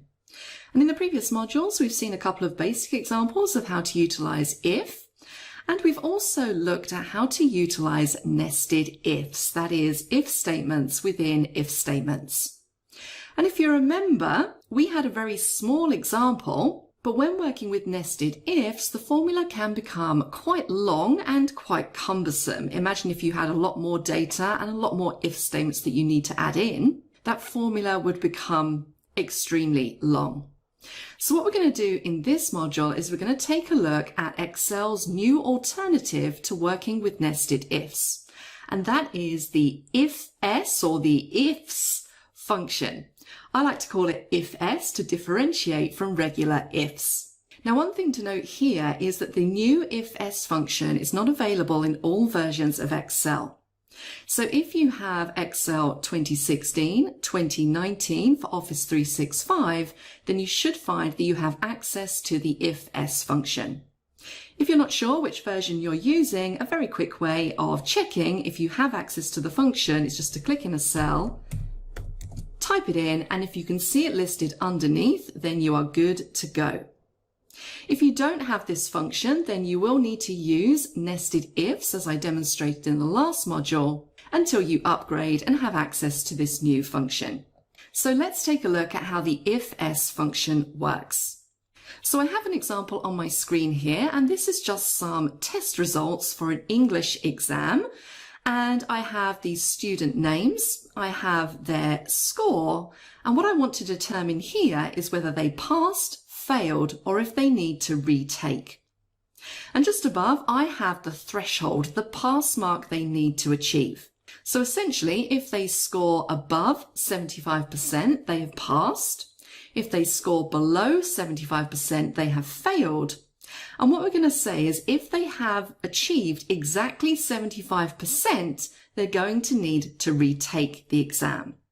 So I'm going to use the ifs function in order to populate these empty cells in column C with the result. So let's jump into our first cell, C6, and I'm going to type in equals ifs and open my bracket. Now the difference with ifs as opposed to nested ifs, if you look at the arguments underneath, we're only required to provide a logical test and a value if true. We don't need to provide a value if false, and that essentially makes this formula a lot more concise to read and a lot more concise to construct. So let's type in our first logical test.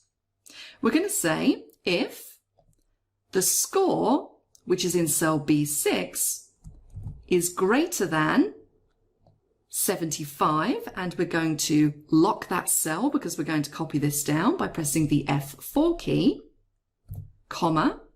If that is true, then the student is going to pass, comma. You'll see now it moves straight on to logical test 2. We haven't had to provide what we want Excel to do if it's false. So let's do the next logical test. If the score is less than 75, and we're going to lock that by pressing F4, comma, we're going to say fail. Now for the time being, I'm just going to do those two. I'm going to close off my bracket, I'm going to hit enter, and I'm going to double click my autofill handle to copy that down. So we can see here we have anything under 75 is listed as a fail, and anything over is listed as a pass. But take a look at this score here, which is dead on 75. Currently, that's telling us NA. It's giving us an error. And that is because we haven't told Excel what we want it to do if the score is 75. All we've said is if it's above 75, it's a pass. If it's below, it's a fail. Now this is fairly easy to solve. What I could do is just jump back into my formula, click on the end, and provide another logical test. So I could say if the score is equal to 75 and lock that in place, then I want it to say retake and hit enter. And now if I send that down, I get exactly what I'm looking for. Now there is another way that we could deal with this. Now it's perfectly fine to do it that way. And because I have a fairly small data set, it's very easy just to add in that third logical test. However, there is a slightly different way that we could do this. I'm just going to remove that last logical test that we added in. And instead of actually providing that logical test, I'm just going to type the word true, comma, and I'm going to say retake. Hit enter, and if I copy that down, I should find that my results don't change. So why is this working? What is this true argument and what exactly is it doing? Well, the way that this formula works is that Excel is looking for the first true condition in order to produce a result. So if we take this first score, for example, 67, essentially Excel starts to run through this formula looking for the first true result, and then it returns whatever text that corresponds to that. So if I just highlight this first logical test, and what we can do here is just calculate this formula so we can see the results. You can either press the F9 key, or on the formulas ribbon, you can choose the calculate now option. You can see that this first logical test calculates to false for this first score. So what Excel does, it says, okay, that's a false. It moves on to the next calculation. So if we highlight the next logical test and do F9 or calculate now, it finds true and so returns the result of fail. And it basically goes through all of these and does exactly the same process. It's looking for the first true. When it finds it, it will produce the result that relates to it. Now with this one here, where it's dead on 75, let's double click. Let's highlight and do F9 or calculate now. We have a false. It moves across to the next one. We still have a false. And so because we've hard-coded true as our third logical test, it's going to produce true. So this is a nice kind of catch-all option to add into your formula. Now just to finish off this module on if-else, one little thing you might want to do to make these stand out a little bit more is combine this with conditional formatting in order to maybe highlight the results which are showing as fail, or maybe highlight the results that are showing as pass. So let me very quickly show you how you can do that. I'm going to start out by highlighting all of my results. I'm going to go up to the home ribbon and across to conditional formatting, and I'm going to create a new rule. I'm going to select a rule type. I'm going to say format only cells that contain, and then because my cells contain text, I'm going to make sure I say specific text, containing, and let's say the word pass. I want all of those results formatted in a green color. Click on OK, click on OK again, and now I can very easily see all of the people that have passed this test. You could, of course, go through and create another rule to highlight the results that are fail, or maybe the ones that are retake as well, but that's just a nice way of combining conditional formatting with if-else in order to analyze your data a little bit more effectively. That's it for this module. I will see you in the next one.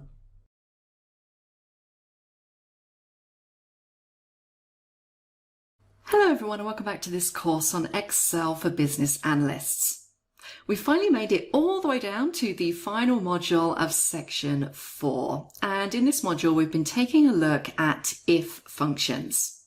So I want to finish off this section by just rounding it out with how you can utilize if functions along with the count and sum functions. Now, before we jump into count if, I'm just going to briefly remind you of what the count function does. So we're going back to our spreadsheet where we have our tech sales for 2018 and 2019 for the company Microworld. And you can see that just to the right of our table of data, I have count, count if, and sum if. So the first thing I'm going to do is show you what count actually does. Now the count function in Excel, again, is one of those big 5 functions. It's one of the functions that everybody needs to know, and one that you'll probably find you use on a fairly regular basis. And what it does, if we take a look at the arguments for this function, is that we need to provide it with some values, and it's going to count how many values we have. So for example, if each row of this data represents a single sale, I might want to find out how many individual sales I have. I could use the count function for that. And because I'm just counting the number of items, I could really utilize any column. So I'm going to click in here. I'm going to do Control-Shift down to select all of my rows of data. And now if you look up in the formula bar, if I close off my bracket and hit Enter, it's going to tell me that I essentially have 909 individual orders in my data. So count just counts the number of items. So now we understand what count does, we're going to move on to count if. Now this will essentially do the same thing, but it allows you to add some criteria into the count. For example, I might want to count the number of products that are called HP Spectre 360. That would essentially be my criteria. I might want to count all of the orders we've had for people who work at Computech. Alternatively, I might want to count the number of orders I've had where the number of items is greater than 10. And that's exactly what we're going to do. So I'm going to jump into my cell and type in count if and open my bracket. And you can see I have two arguments that I need to provide. And the first one is the range.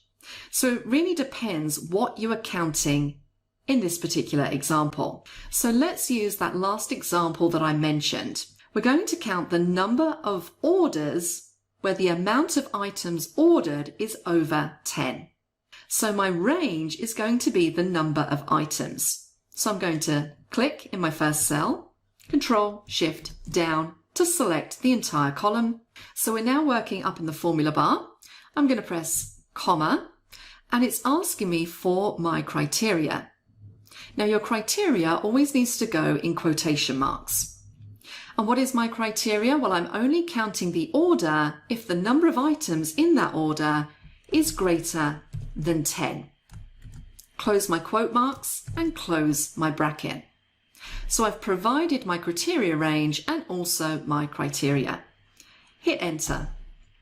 And I can see there that out of all of these orders, there are 344 orders where the number of items is greater than 10. So it's a count, but it allows you to add in criteria. Now, SUMIF works in a very similar way, but instead of counting, we're actually summing. So it might be that I want to sum all of the orders where the shipping is greater than $20, or maybe I want to sum all of the items where the cost is less than $150. But in this example, what we're going to do is we're going to say equals sum if, open bracket. We're going to sum all of the totals that are greater than or equal to $4,000. So our first argument is the range. So we want to select our totals range. Control-Shift down to select. Again, we're now working up in that formula bar, comma. We need to provide our criteria. So I'm only summing totals that are greater than or equal to $4,000. And we need our quote marks, and we're going to say greater than or equal to 4,000. Close quotes and close brackets. Hit enter. And there we go. I now have my total. It's summing together all of the items that are greater than 4,000. And again, I'm just going to apply some accounting format to that and take those decimal places down. So pretty simple to use both COUNTIF and SUMIF. Let's move on to another example.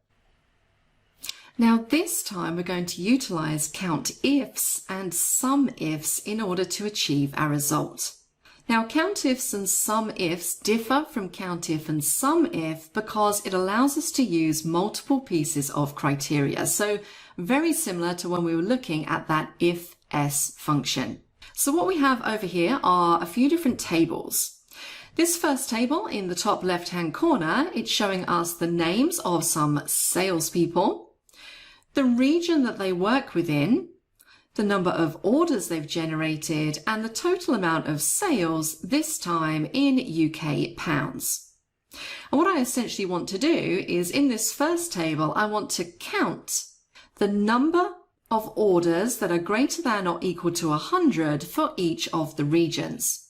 So essentially what I have here are two pieces of criteria for my count, which means I need to use count ifs. So let's type that in and take a look at our arguments.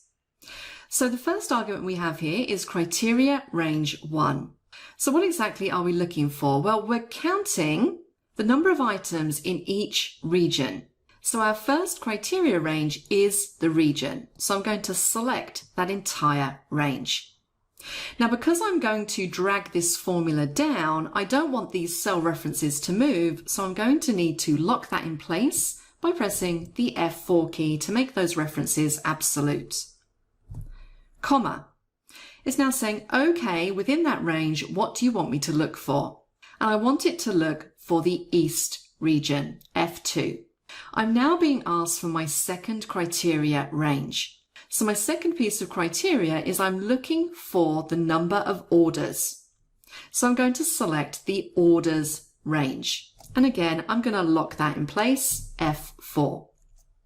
Comma. What is my criteria? Well, I'm looking for orders that are greater than or equal to 100. Now I could directly type that into the formula by putting it in quote marks and saying greater than or equal to 100. I could do it that way. In this example, I actually have it listed out in the cell, so I can just select the cell for my criteria. Remember, that makes it a lot easier to change all of your formulas in one go. If this figure changes, it's going to update across the board. Now, if I had more pieces of criteria, I could carry on going just by doing comma, selecting my third criteria range and my third piece of criteria. But in this case, I only have 2. So I'm going to close off my bracket, hit enter, and I'm then going to copy that down. And if we do a quick visual check and look at the East region first of all, which is these top 2, I can see that we have 0 orders. So nobody has made any orders which are greater than or equal to 100. If I look at the West region, there is just 1 entry for that. So we can see that we have 1 order that's greater than or equal to 100. The North region, both of these match that criteria. So my result should be 2, which it is. And the South region, that doesn't match the criteria, so my answer is 0. So we can essentially do a very similar thing if we want to sum these sales figures. And for this, I'm going to use the SUMIFS function. So our first argument is the sum range. So I want to sum the total sales that meet my 2 pieces of criteria. So my sum range is going to be my sales range. And I'm going to press F4 to lock those in place because I intend to copy this down and I don't want them moving. Comma. What is my criteria range number 1? Well, my first piece of criteria is the region. So my criteria range is the region. F4 to lock those in place. Comma.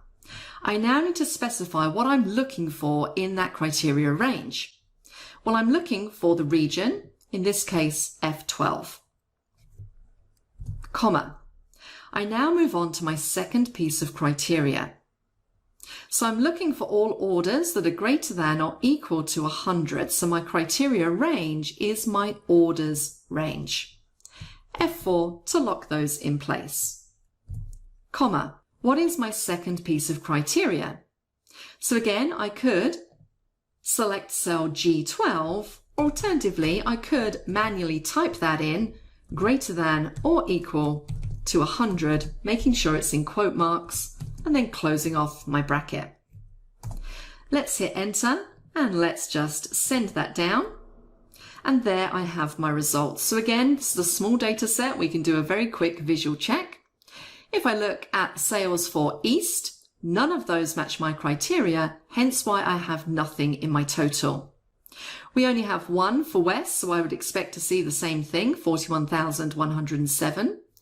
For the North region, again, we only have 1 that meets that criteria, and also for the South region as well. And of course, because of the way we've set this up, if I was to change one of these, so let's make one of these figures, let's make the other north figure above 100, let's say 101. If I hit enter, you'll see that that will now update accordingly. Hopefully that gives you more of an idea of how count, countif, sumif, and then countifs and sumifs work. That's it for this module, and that is it for this entire section. In the next section, we're going to move on to talking about how you can prepare your data for deep analysis. So please join me for that.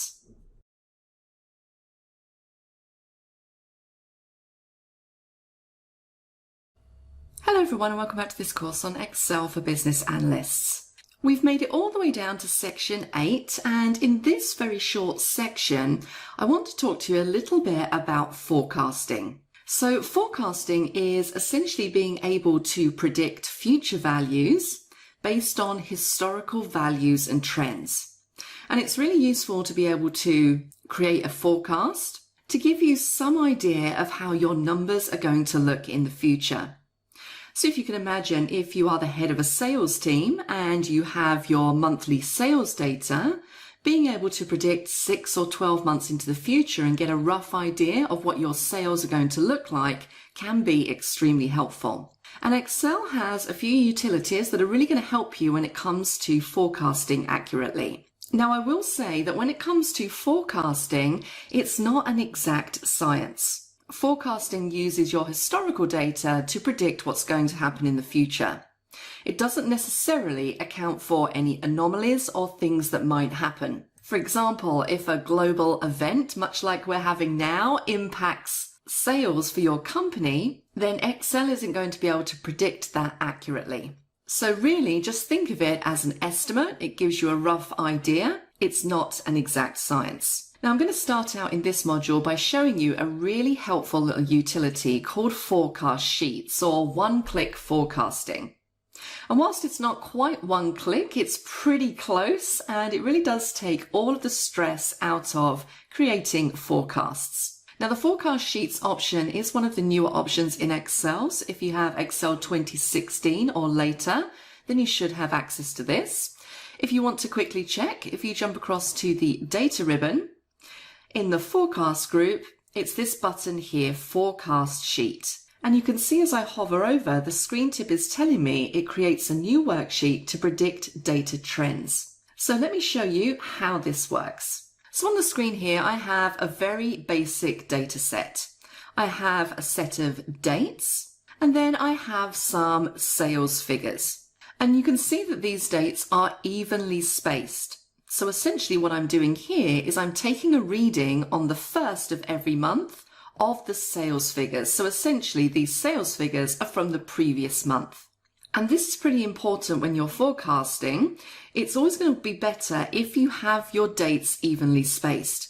If you're taking your reading every day or every week or every month, as long as those dates are evenly spaced, Excel's going to have an easier time helping you with forecasting.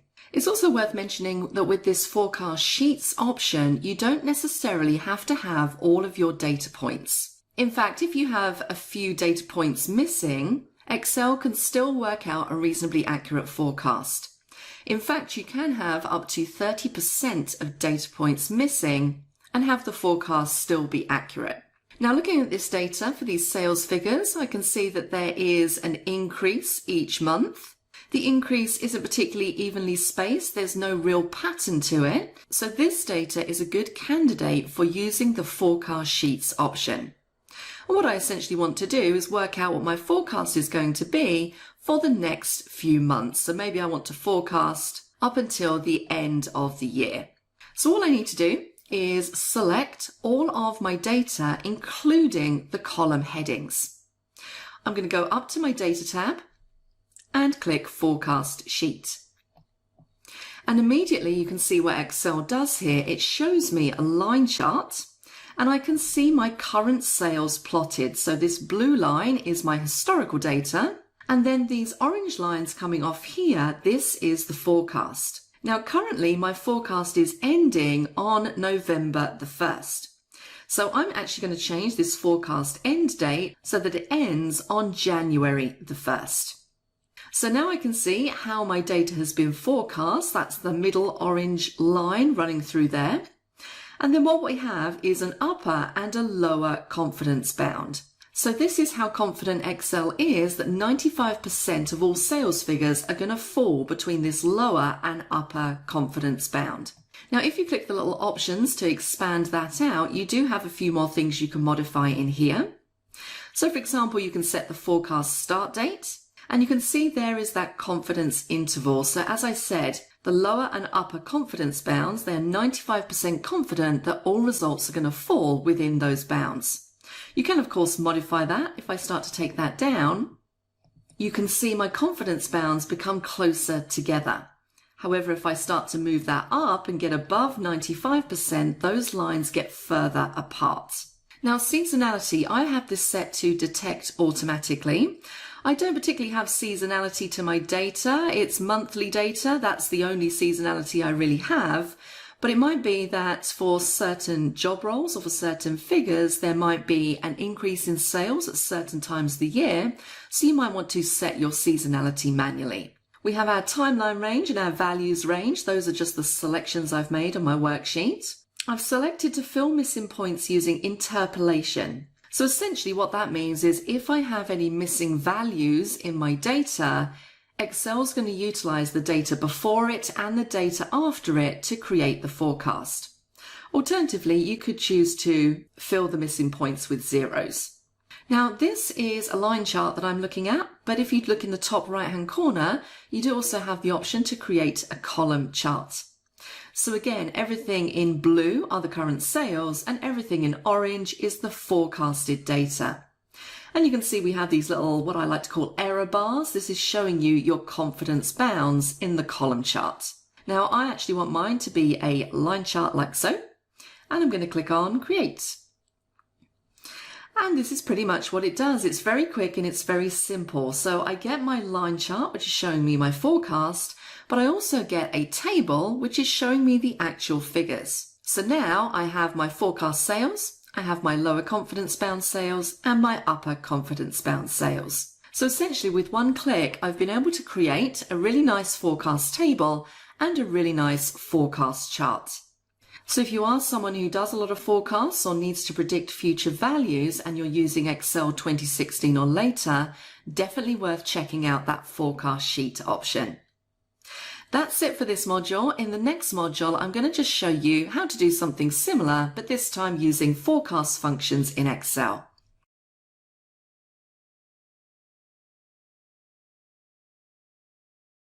Hello everyone and welcome back to this course on Excel for Business Analysts. We're down in section 8 and we're talking about forecasting. And in the previous module, I showed you a very quick and extremely useful way of forecasting or predicting future values using forecast sheets. What I want to do in this module is just show you some of the alternatives that you have when it comes to forecasting, mainly focusing on functions that we can use to forecast our data as well. Now, I'm not necessarily saying that the functions I'm going to show you now are quicker or easier than using forecast sheets, but I think it's always good to know what options you have within Excel in case you end up using a version where you don't necessarily have some of the latest functions or the forecast sheets option. You have a backup of other functions that can be used to forecast. So I'm going to start out by showing you the slope and intercept functions in Excel, which can help you forecast or predict future values. What I have on the screen here is just some very simple data, and I've labeled it X and Y just to make this exercise a little bit easier to explain. Now what we have here are some values for X, and at the moment they are just regular numbers, 1 all the way through to 17. And then I have some values for Y. Now these values aren't sequential, they don't have any particular pattern to how they increase, but what I want to do is I want to predict what these values are going to be for the X values 13 to 17. Now if it helps you visualize this a bit better in your mind, you could visualize these X values as dates and these Y values as sales figures. Now, when you're doing a forecast, or when Excel is doing a forecast, what it's essentially trying to do is it's trying to work out the straightest line it can find through your data in order to predict the next values. So working on the basis that Excel is trying to find a straight line, what we're going to do in this exercise is I'm going to show you what the formula is for a straight line, and we can then use that to predict our values.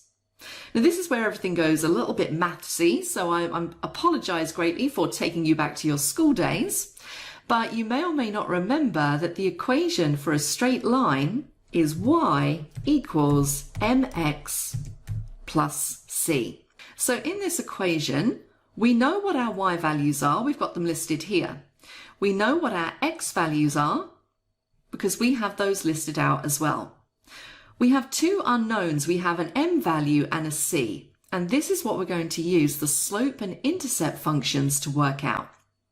So if underneath I put in m and then c, and I'm going to type in equals slope and open my bracket. Now this slope function is literally trying to work out the slope of the straight line. And you can see that my arguments here are fairly straightforward. It wants the known y's, so I can just select those, and I'm going to make those absolute because I'm going to drag this down, and then it wants the known x's. I can select those and make those absolute. Close off my bracket, hit enter, and now I have my m value for my equation. I'm going to do the same for c, and we're going to use intercept. And intercept calculates the point at which a line will intersect the y-axis. And again, it's asking for the known y's, make those absolute, and the known x's. So these are not complex functions, they're very easy when it comes to arguments. Close my bracket and hit enter. So now I have all of the constituent parts of this equation to complete my forecast. So what we want to do is we want to do m, which is this cell reference, and we're going to lock that in place. We need to multiply it by x, and then we're going to plus c, like so. And it gives me my predicted value. I can then double click to copy that down, and I have my forecast in place. Now, I'm not saying that you'll ever do a forecast this way, but it's good to understand how forecasting actually works and that you have these alternative functions available to you in Excel. Now that we've done that, let's do the same thing, but using the new forecast function in Excel.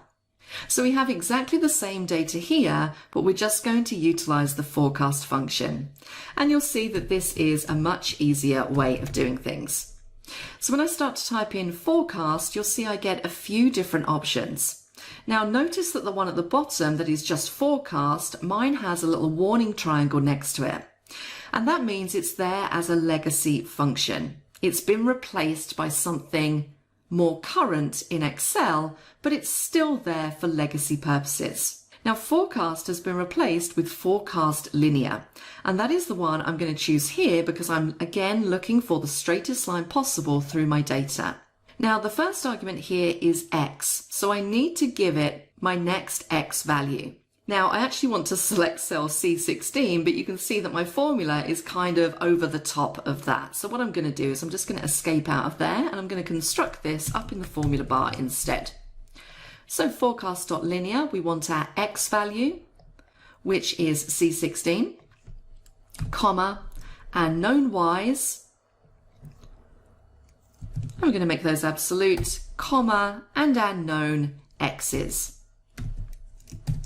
And hit enter. And then we can drag that down. And what I'm probably going to want to do here is just do a little bit of formatting. So up on that home ribbon, and I'm going to take all those decimal places down like so. Now there are lots of other forecast options, and I would say that if you're somebody who is into forecasting or you need to do it a lot, it's definitely worth reading up about all of the different options that you have. Something I find particularly helpful is just to search for forecast and go and get some help on forecast from within Excel. So you can see here it's going to show you all of the forecast functions that are available, and you can run through and you can take a look at what each of those does and work out which one's going to be best for the type of data that you're forecasting. But for the time being, that is it. Hopefully in this section you've seen a few different options there if you need to predict future values based on historical data and trends. That's it for this module, and that's it for this very short section. In the next section, we're going to be taking a look at additional tools that you're going to find really useful in Excel if you are a business analyst. So please join me for that.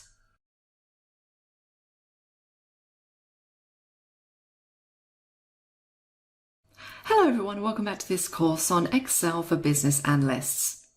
We've made it all the way down to section 9, and in this section we're going to be tying up some loose ends and delving into some of the additional functions available in Excel if you're a business analyst. And in this first module we're going to take a look at conditional formatting. Now, conditional formatting is a great way to really highlight certain values in your spreadsheet, and you highlight them based on conditions that you've set. Now, there's lots of different types of conditional formatting that you can apply to your spreadsheets. And if you're looking for the button, you'll find it on the Home ribbon.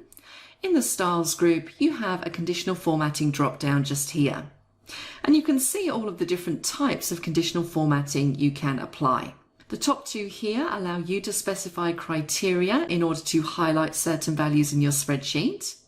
And the ones below the line, these bottom three, data bars, color scales, and icon sets, are a really visual way of highlighting data in your spreadsheets. They help you tell the story in an engaging way. And I'm going to show you an example of all of these in this module. So we're actually going to apply our conditional formatting to our pivot table. So this is the data that we've been working with throughout the pivot table section of this course. And you can see the way that I've got this pivot table arranged. I have the ship date up in filters. I have the region followed by the country in my rows. And then I have 3 columns showing me the total profit in dollars, the total costs, and also the average profit. And what I'm going to do is I'm going to apply conditional formatting to highlight certain values based on criteria that I set. So the first thing I'm going to do is I'm going to click in this total profits column. I'm going to go up to conditional formatting and let's look at highlight cells rules first of all. Now what this allows you to do is highlight the cell based on whether it's greater than a number that you specify, less than, between 2 numbers, or possibly even equal to a specific number. So I'm going to say highlight cells that are greater than, and then I can specify the value. So I'm going to say highlight cells that are greater than 25 million. And I can also specify what color I want to use to highlight those cells. So we have a few options in here, or you can choose your own custom format. Now for this example, I am happy to keep it on light red fill with dark red text, and I'm going to click on OK. Now, because I was just clicked on one cell when I applied the conditional formatting, in order to get that to copy all the way down this column, I need to click this little formatting options box and select the bottom option, all cells showing total profit values for country. And there we go. So now I can see that wherever it finds a value in that particular column that's over 25 million, it's highlighted it in red for me. So fairly straightforward. Let's go up to conditional formatting again, highlight cells rules, and this time I'm going to say highlight all cells that are less than, and we'll say 20 million. And this time I'm going to do this with a yellow fill, click on OK, click my formatting options and apply it to all cells showing total profit values for country. And there we go. And I could carry on going applying conditional formatting to really highlight the information that I want to see. Now it's worth noting that once you've set up conditional formatting, essentially what you've set up is a rule. So if I jump back into conditional formatting and go all the way down to manage rules, that's going to show me the conditional formatting that I've set up. So if I want to delete these out, I can simply do it from here. I can select the rule and click delete rule.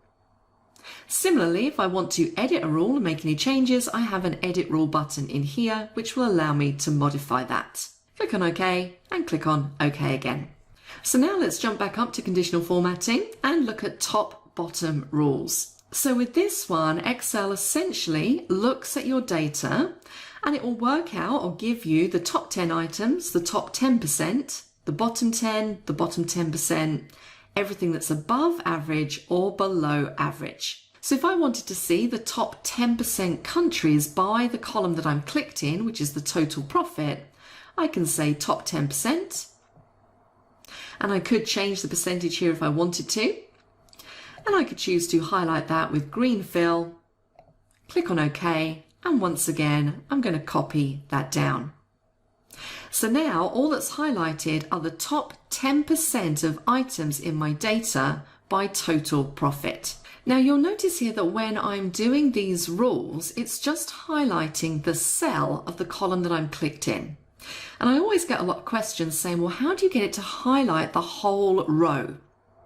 So let me show you a quick trick on how you can do that.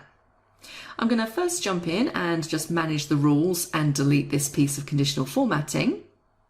And this time what I'm going to do is I'm going to create a rule that says anything that's greater than 25 million in total profits, highlight the entire row and not just the cell. So let me show you how to do this. The first thing I'm going to do is I'm going to highlight all of my data, Control-Shift down. And then I'm going to create myself a new rule. And I'm going to use a formula to determine which cells to format. And I'm going to say equals if cell B5 is greater than 25 million, then I want you to apply a green format to the entire row. Now the reason why this will work is because you can see there we've just locked the column B. So it's only going to look down column B to determine which values are greater than 25 million. But because the row isn't locked, then the formatting can apply across the entire row. So let's click on OK and click away, and we should see our results there. So now everything that is over 25 million has been highlighted in green. Let's move on now to looking at some of the more visual conditional formats that you can apply. So these three options below the line, data bars, color scales, and icon sets, these really add a nice visual element to your spreadsheets. So for example, if I was to utilize data bars, and I have the option of gradient fill or solid fill, if I just select the top one here, and again, I'm going to apply that to all, it's going to give me a visual representation in the form of a bar as to what the value is in that particular cell in relation to the other cells. And if you wanted to, if you thought this looked a little bit crowded, you could actually choose to display the bar only. Now you might think to yourself, well, why would that be useful? Wouldn't I want to see the value? Well, if you can imagine a scenario, maybe you work in HR and you're doing a presentation that shows people's salaries. Maybe you want to keep those confidential, but you want people to have a general idea of where the salary falls against other salaries. So in that scenario, it's a good idea to remove the value and just have the data bar. So all you need to do is jump up to conditional formatting, go down to manage rules and edit the rule. And you'll see there's an option there in the middle for show bar only. Click on OK. And now we just have that bar. The next piece of conditional formatting you might want to apply are color scales. So the way that these work is that they look at your data and then they apply a graded cell color. So for example, this top option just here where it says green, yellow, red color scale, it applies a color gradient to a range of cells. The color indicates where each cell value falls within that range. Now, because this one is green, yellow, red, it means the higher the value, the closer to green it is, the lower the value, the closer to red. And you have numerous different options in here. So let's select this one here, red, yellow, green color scale. You also do have two color scales down here if you just want green fading into white, but I'm going to do 3. And again, I'm going to apply that to all cells. So with this color scale I selected, the closer to red, the higher the number. So if I scroll down, I can see that yes, I have a red cell just there, and that is a high number. So it gives you an idea of where that value falls within a range. And finally, we have icon sets. So again, these are used as a visual representation of the value in the cell. And you have 3 icon sets and also 4 and 5 icon sets. So it really depends how you want to split up this data. So for example, if I was to select this traffic light system, you can see here that there are 3 icons. It's a 3 icon set. So the way that this works is Excel looks at your data and it essentially splits it into thirds because there are 3 icons. And it assigns an icon depending on where in that range the value falls. So if the value in the cell is in the bottom third, it's going to be red. If it's in the middle third, yellow, and if it's in the top third, it's going to be green. So let's apply this traffic light system. And there we go. You can see how that has applied. Now again with these, if you don't like the way that Excel splits up your data into thirds, if you want to split it up a slightly different way, then once again you can go in and you can edit your rule for your icon sets, and you can define how you want these traffic lights to assign.